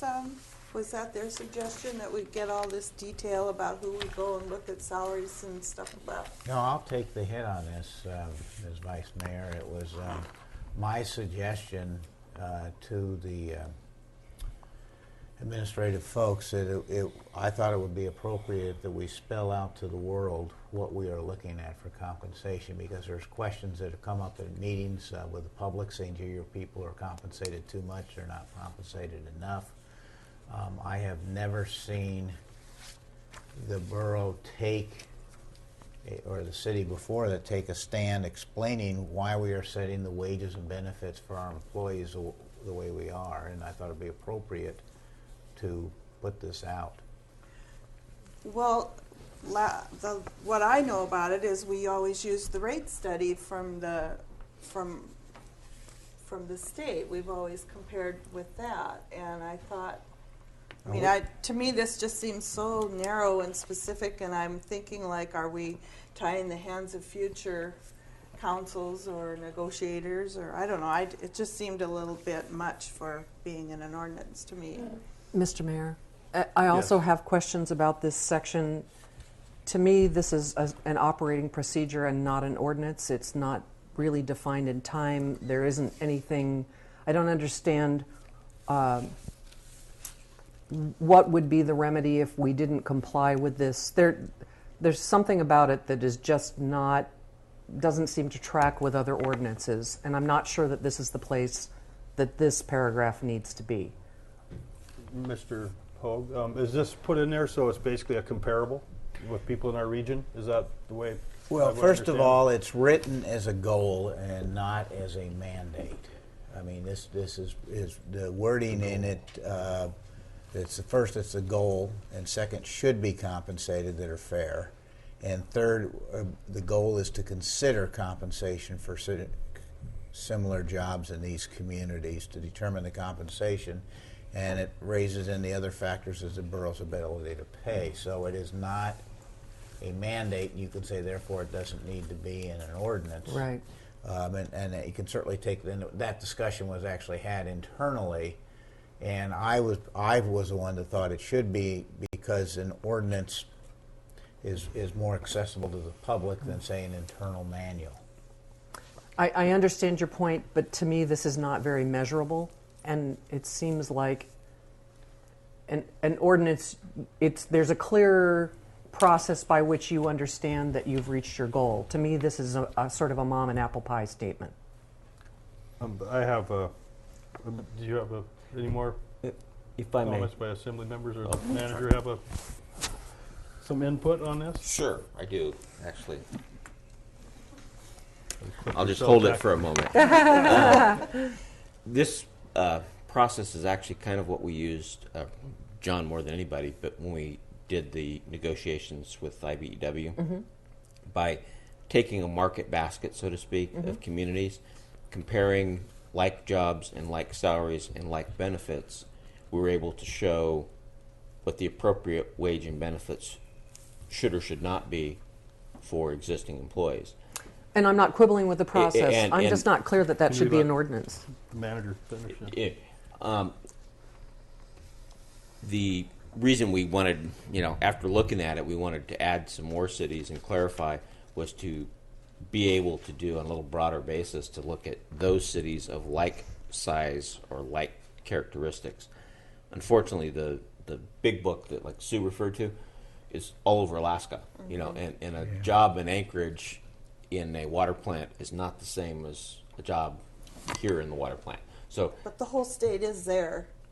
The whole state is there. Should we be recognized and speak one person at a time, so we don't get any? Would you like to comment, Sue? You had a comment? No, I just thought that whole study was good. I think it's Alaska Municipal League that puts that out and surveys the whole state, so you have all that information at your fingertips. Mr. Hogue, did you have a... Yeah, having it out there in theory and applying it so it makes sense to Petersburg, I think, are two different things. And having looked at two different states that do studies, I'm familiar with, for instance, the Oregon study that's similar to the Alaskan study. I don't trust them as far as I can see them. There is no data quality control. There is no guarantee that the job descriptions match. The methodology, in my opinion, stinks. Because they go by actually who's there, and if you have a turnover, then your bottom wage or your top wage that's being reported can vary, and yet not the wage scale that was relevant for new people versus the top end of senior people. So frankly, it's something that I would not rely upon in analyzing, trying to analyze what wages should be paid by Petersburg. Mr. Mayor, if I may, just to clarify, probably should have explained that better. What John had us do when we were doing the negotiations was not take the stuff out of that book, but to literally call each of those cities individually to get their data. And we found discrepancies between what you got there versus what was reported in the book. So, in fact, it was a tremendous amount of work for Jody and her staff gathering all of this. It was a huge job, but again, that was just a clarification of what John was referring to. I have a question. Has all of our ordinances that we're drafting through this transition period from City of Petersburg to the Petersburg Borough, are they all going through our legal counsel that we've hired? And they've seen this and don't have any, they look at it and recommend or don't recommend this? They actually had kind of the same concerns. They didn't think it needed to be in ordinance format, but it could be. They didn't, they looked at it, said the wording's fine. Okay. Didn't see it necessary, but it didn't hurt anything. Any more discussion? So where are we at? We've got the resolution 2013-7 on the floor, and Member Hogue has amended it to add names under this section. I've moved to amend it to add the towns of Seward, Palmer, Homer, and to clarify that Ketchikan will be the city of Ketchikan. Okay. I'll second it. Okay, it's been seconded by Member Walhooter to add those names, and I couldn't repeat them, but the clerk has them written down. Can I ask for clarification on that amendment, John? I know when we were talking before, we had talked about putting Juneau out of the running because their population's at 31,000. There's been that discussion, but we still are competing with Juneau for certainly entry-level jobs. There's no question, for instance, when you get to a department head, that the police chief in Juneau has significantly more responsibility than Petersburg because of the number of employees. But Joe was the first to inform me that when he hires an electrician, he is directly competing with the private entity that's in Juneau. And we have lost employees to Juneau for various reasons. So, I mean, you may say it's so big that you don't like it, but it is a economic factor that influences whether people stay or go. And so I would recommend leaving Juneau in, recognizing that we're not going to be using it for all positions in the future. Okay, is there any more discussion on the amendment? Will the clerk please call the roll? Okay, this is for the amendment. For the amendment. Sue? Yes. John Haverland? Sure. Yes. John Holt? Yes. Kurt? Yes. Nancy? Yes. Cindy? No. And Mark? Yes. Okay, it's been amended. Now we're back to the main motion as amended, 2013-7. Discussion? Would it be appropriate to eliminate that? I mean, can I make a motion to eliminate that, or is that too negative? That was. I don't see why that motion can't be made. Okay, I would like to amend this to just leave out section, or just leave it like it was, reserved, section 3.12.030. The section's there, but there's no Reserved. substance to it. Yeah. So, if I understand it right, Member Flint made a motion to remove all the wording under this and the compensation of employees and just be back to reserve for section 3.12030 of ordinance 2013-7. Is there a second? I'll second. Been seconded by Member Lakadakis. Any discussion? Mr. Mayor? Yes. Section 4 and Section 5 would still remain? I would think so. Yeah. This is just removing the language in 3012-030, turning it back just to reserved area in the ordinance. Any more discussion? One other question, Mr. Mayor. Is there anywhere else in our mission statement in the borough that states exactly what Mr. Hogue has put down here? In other words, that we will try to, be fair to our employees with compensation and things, or is that just assumed? Is this the first time it's written down, I guess, is what I'm saying? That I couldn't tell you. But I think every time we go through a labor negotiation, we're negotiating fair wages for the employees, which I think would kind of fit into this, but I'm not a labor negotiator like Mr. Hogan. Member Strand? I have one question. Does this paragraph prevent this organization, the Borough, Petersburg Borough, from doing what the mayor did in Anchorage this last winter? Doing away with the union stuff? I can answer that. Member Hogue? Under Alaska law, when the state collective bargaining laws was passed, municipalities had a one-time option to opt in or opt out of the state collective bargaining law. Anchorage opted out and created their own home rule collective bargaining rules. So the state labor law, which just simply says you negotiate in good faith, roughly speaking, is not what Anchorage has. So Anchorage is free politically as a municipality to totally revise its labor laws the way it sees fit, or totally eliminate them and become, in essence, a right-to-work city. Did So- that answer your question? So Do you it's- understand? No? So removing this paragraph wouldn't make us a right-to-work city? No. The value I saw in this paragraph was to, instead of just hiding it in a personnel manual, was to make a public statement that this is what we intend to do to look at to compensate our employees, so we could, state that to the world, basically, which I thought had some value. Okay, any more discussion on the amendment?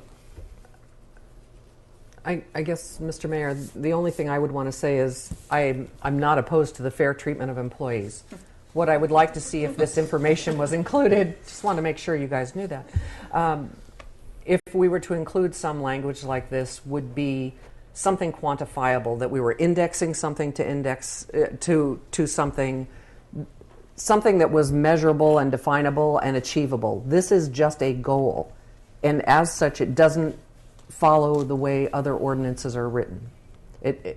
I don't see how you can say whether or not we've met it. It's not something that's measurable. Okay, any more discussion? And this is an amendment to remove the language in section 312.030, if I understand the amendment right. Is that right, Kathy? Right, it's an amendment to the main motion. Clerk will call the roll. Okay, to remove section 12.030. John Ho? No. Kurt? No. Cindy? Yes. John? No. Mark? No. Sue? Yes. Nancy? Yes. Is that a 4-3 pass? Yeah, now it's back to as it was. Okay, the amendment, the motion, main motion as amended. So the language in section 312.030 is left in this ordinance 2013-7. Does it still have the extra names added? Yes. Okay, that amendment passed too. All right. So that as amended. Okay. Any more discussion on that? Clerk, call the roll. Mark? Yes. Cindy? No. Sue? Yes. Nancy? Yes. Kurt? Yes. John Haverlick? Yes. And John Ho? Yes. Passes 6-1. Okay. We are now on to ordinance. Do we want to take a break before this one? Yes. Use the bathroom or something? Okay. We're on a temporary break. How about we call it other one?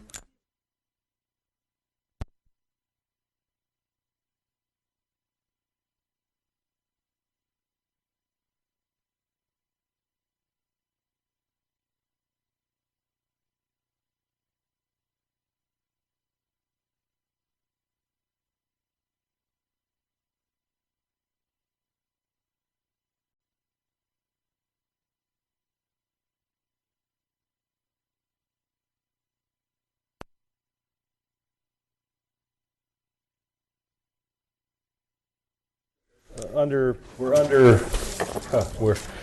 unfinished business is the item we're at. How about that? Item C, ordinance 2013-8, an ordinance adopting the budget and setting the millage rate for the fiscal year July 1st, 2013 through June 30th, 2014. Second reading, Borough Charter requires that the borough and tax mill rate be established by ordinance. The proposed ordinance sets the income and expenditures for fiscal year 2014, as well as the tax mill rates to support the budget.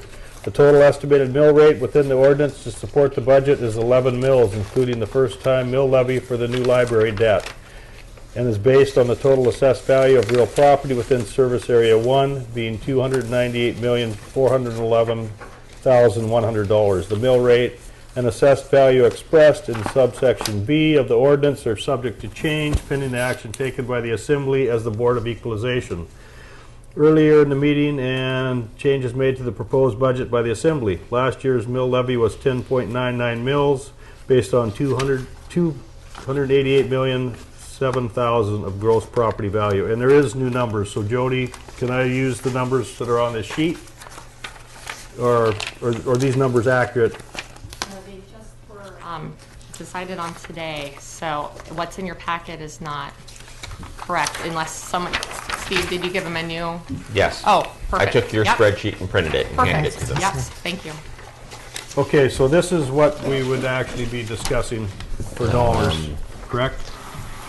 Yes, so the, 2013 after appeals. That's pretty easy to read. yes, Does the, everybody have that? Okay. No, it's like this. I didn't lay it out there. I'm sorry. You're welcome. Okay. so in section B, the total assessed value for all real property within service area 1 of the Petersburg Borough as of January 1st, 2013 is actually, instead of 298 million, it's $294,744,900. This is actually an increase of $7.6 million from last year. And then this changes the mill rate to 11.14 mils instead of 11 mils. Again, this is in section B of the ordinance. So for general purposes, instead of 4.42 mils, it's 4.5 mils. For schools, instead of 4.3 mils, it's 4.34 mils. And the aquatic center is 0.77 mils instead of 0.75. The others are the same. And the total will be 11.14 mils. Unless there's any other changes in the budget that the assembly would like to make, and then those numbers are going to change again. Yes. I entertain a motion to adopt ordinance 2013-8 in its second reading. I still move. Been moved by Member Haverlick. Is there a second? Second. Seconded by Member Flint to adopt ordinance 2013-8 in its second reading. Just before we get started on this, it's discussion in the manager's office and between assembly members and with the finance director. It sounds like there's some changes that some of the assembly members are thinking about addressing. If it gets too lengthy, I'm thinking we should maybe call a special meeting. And the reason I feel that way is because back in March, we asked the finance director to come up with a schedule of events to get to this point. And two of those events were a work session with all the department heads. And I wasn't there, as well as some of the other assembly members, but I think the information was available to us if we wanted to look it over. And we've passed it in the first reading. And just before we passed it in the first reading, we also had a work session with non-department heads, other people that the general fund pays, like mental health, the library, or the Compass Theater. And I could look on my list and name them all, but I think you get the gist of my conversation. So if we're going to make any major changes, it seems like we're putting a little bit of a burden on the administration to have to go through all this again when we had the opportunity earlier to address everything, to make the changes that we're possibly going to talk about tonight. So I don't know if I'm making total sense, but I think I might here in a minute. So any discussion? Mr. Haverlick. Yes, sir. I apologize first. I do think the staff did a great job and is doing a great job in what's going on, but I won't vote for an increase to the budget. Could you put your microphone on, please? Oh, I'm sorry. I forgot I took it off before. It didn't reach to the bathroom. But I just can't in good conscience vote for an increase in the mill rate. And in going through the budget, and I wish I would have been here for some of the meetings, I just don't feel we should be paying for services that the city employees aren't providing, and that some of the increases over the years have been almost doubled in some of the departments, and I just don't think we can afford these things anymore, and I would like to, at worst case scenario, keep the mill rate the same to the 10.99, but I'd rather even see it go lower than that, just because I think times are getting tough and we need to start making some reductions in services. Any more discussion in general? Just point one thing out. Jody? I just wanted to make sure everyone's aware that the total base mill rate actually decreased from last year. The reason why the mill rate went from 10.99 to 11.14 was because of the library, which the voters voted for. So just thought I'd point that out. Just for people listening on the radio, if this was adopted as it is, with the changes through the Board of Equalization, the amount that your tax bill would go up on a $100,000 assessed value would go from, it would be $15 increase. So that's what we're looking at by proposing changes. So any more discussion? Or is there any amendments to the budget in specific? But no amendments, just a clarification here, Mr. Mayor.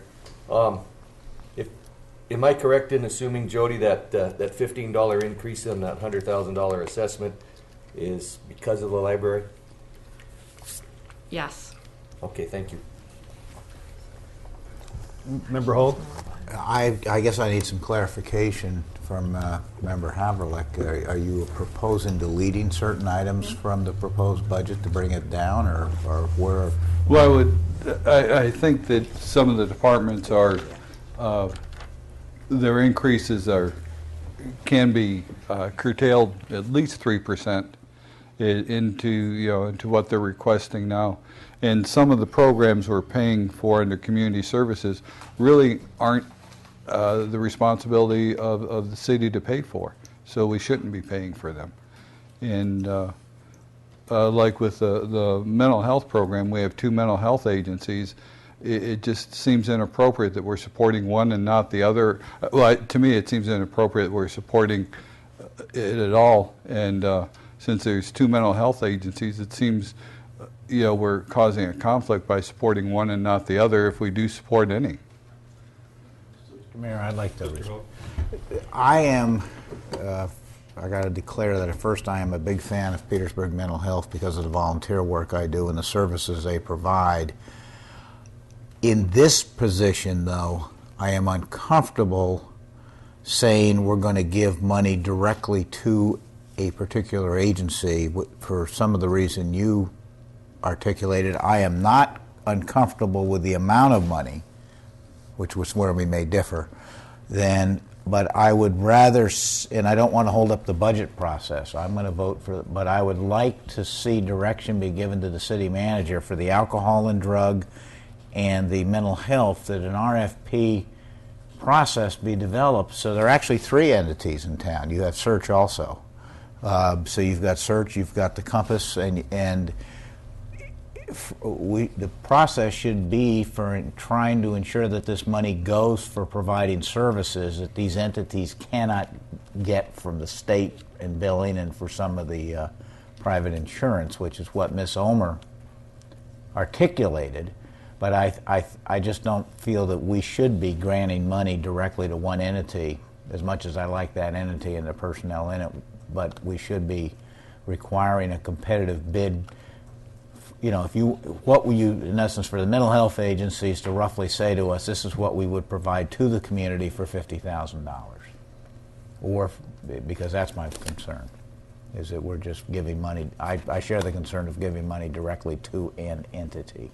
So you're proposing that's something we do for the next year's budget cycle, not this current? I don't think how we can do it for this year's budget cycle, but I think a process should be developed to have, if we're going to put out $50,000 for mental health and then more for alcohol and drug treatment, which we know we need in this community, that we at least develop an RFP process to allow interested entities to say what they would give for this services.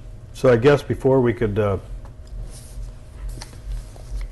have more discussion on Mr. Haverlick's proposal, we need a specific amendment to the budget. Yeah.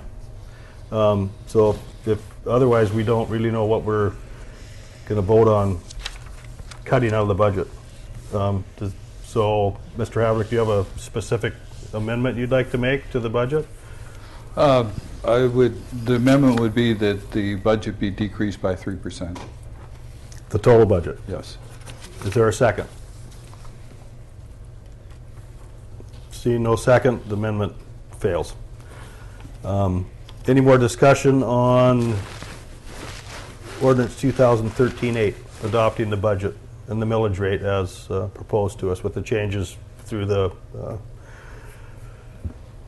Board of Equalization process. Clerk, call the roll. Nancy, Yes. Mark, Yes. Kurt, Yes.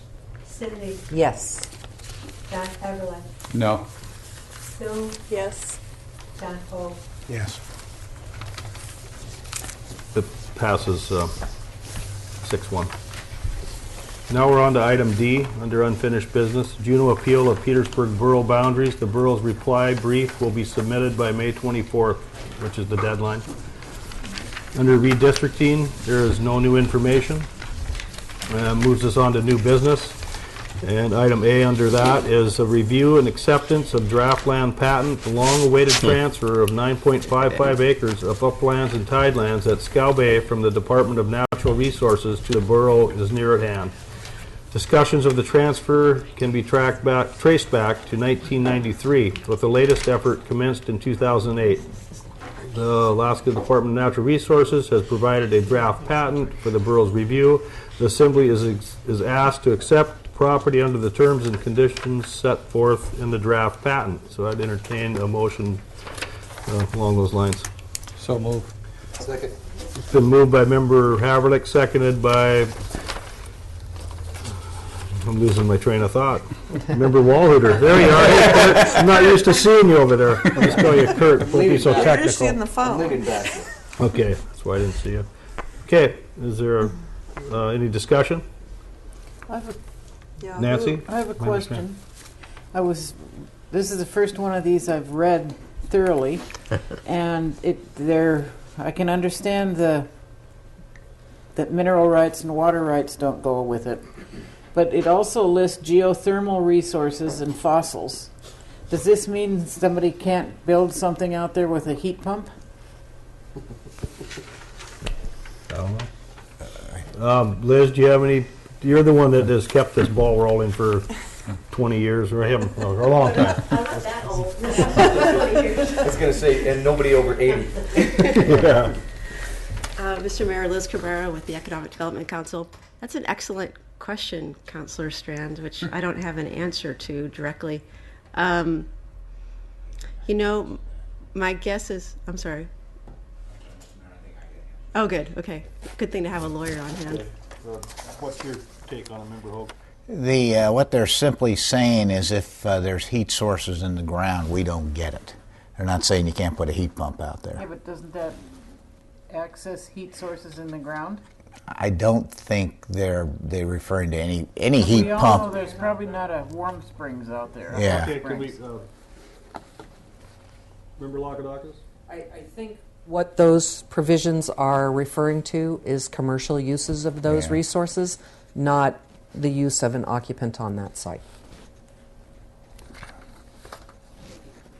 Works for me. Okay. That's our take on it, I guess. Any more discussion? Will the clerk call the roll?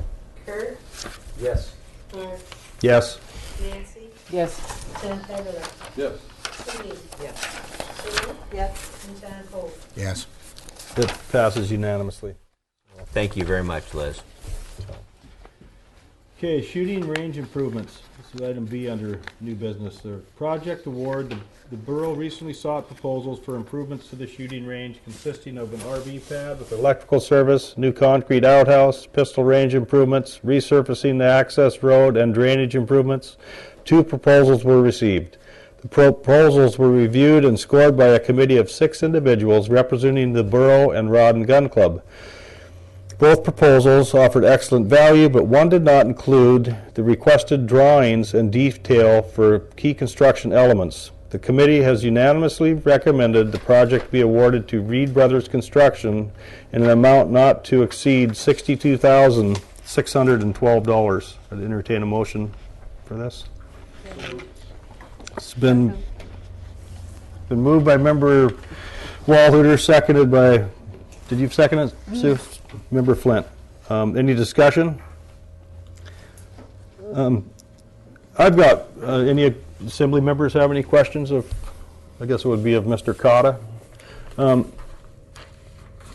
So what we're doing is you recommend we award it to the high bidder in this situation? There are no bidders, strictly speaking, in this situation. We went out for proposals via RFP process because certain portions of the project scope were not precisely defined.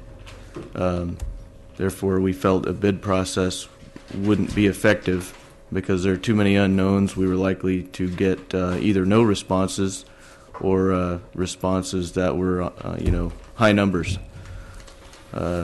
So we sent this out via RFP, and we got proposals back. There were several criteria those proposals were to be scored on.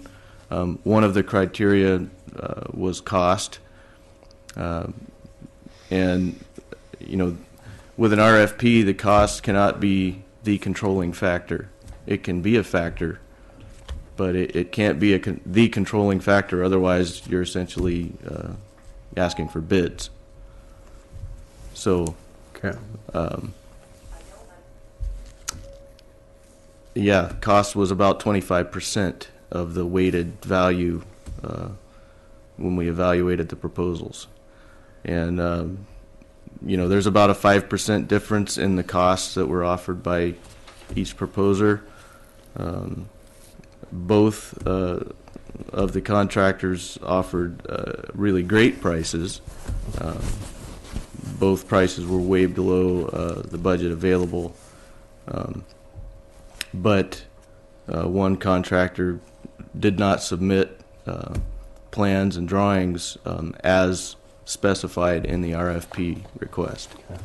So we had a committee of 6, that represented a pretty broad cross-section of the community, all Rod and Gun Club members. And it was unanimous. And I received a lot of comments from the scorers that, they all felt that either firm can do the work. They've got the skills, they've got the equipment, but one firm met all of the requirements of the request for proposals, and one came up a little short in this case. So I guess if there's no risk of any legal ramifications on this, and I don't know the ins and outs of this, and we just went through the North Harbor issue bid award, and I just would hate to, if it's not a bid, does that eliminate that possibility? Do we know that for sure, or that's just my... Chris told you correctly. Okay. Yeah. All right. Okay. That's the object of an RFP. Got it. Sometimes I got a thick head. Yeah. If it's a bid and you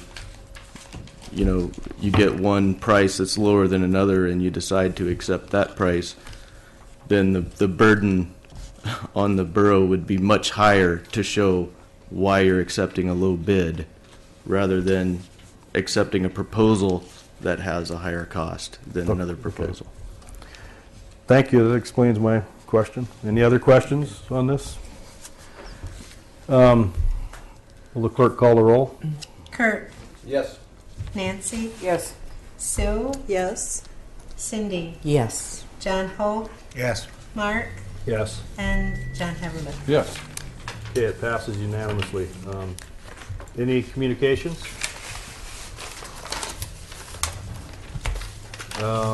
Assembly discussion items? I see none.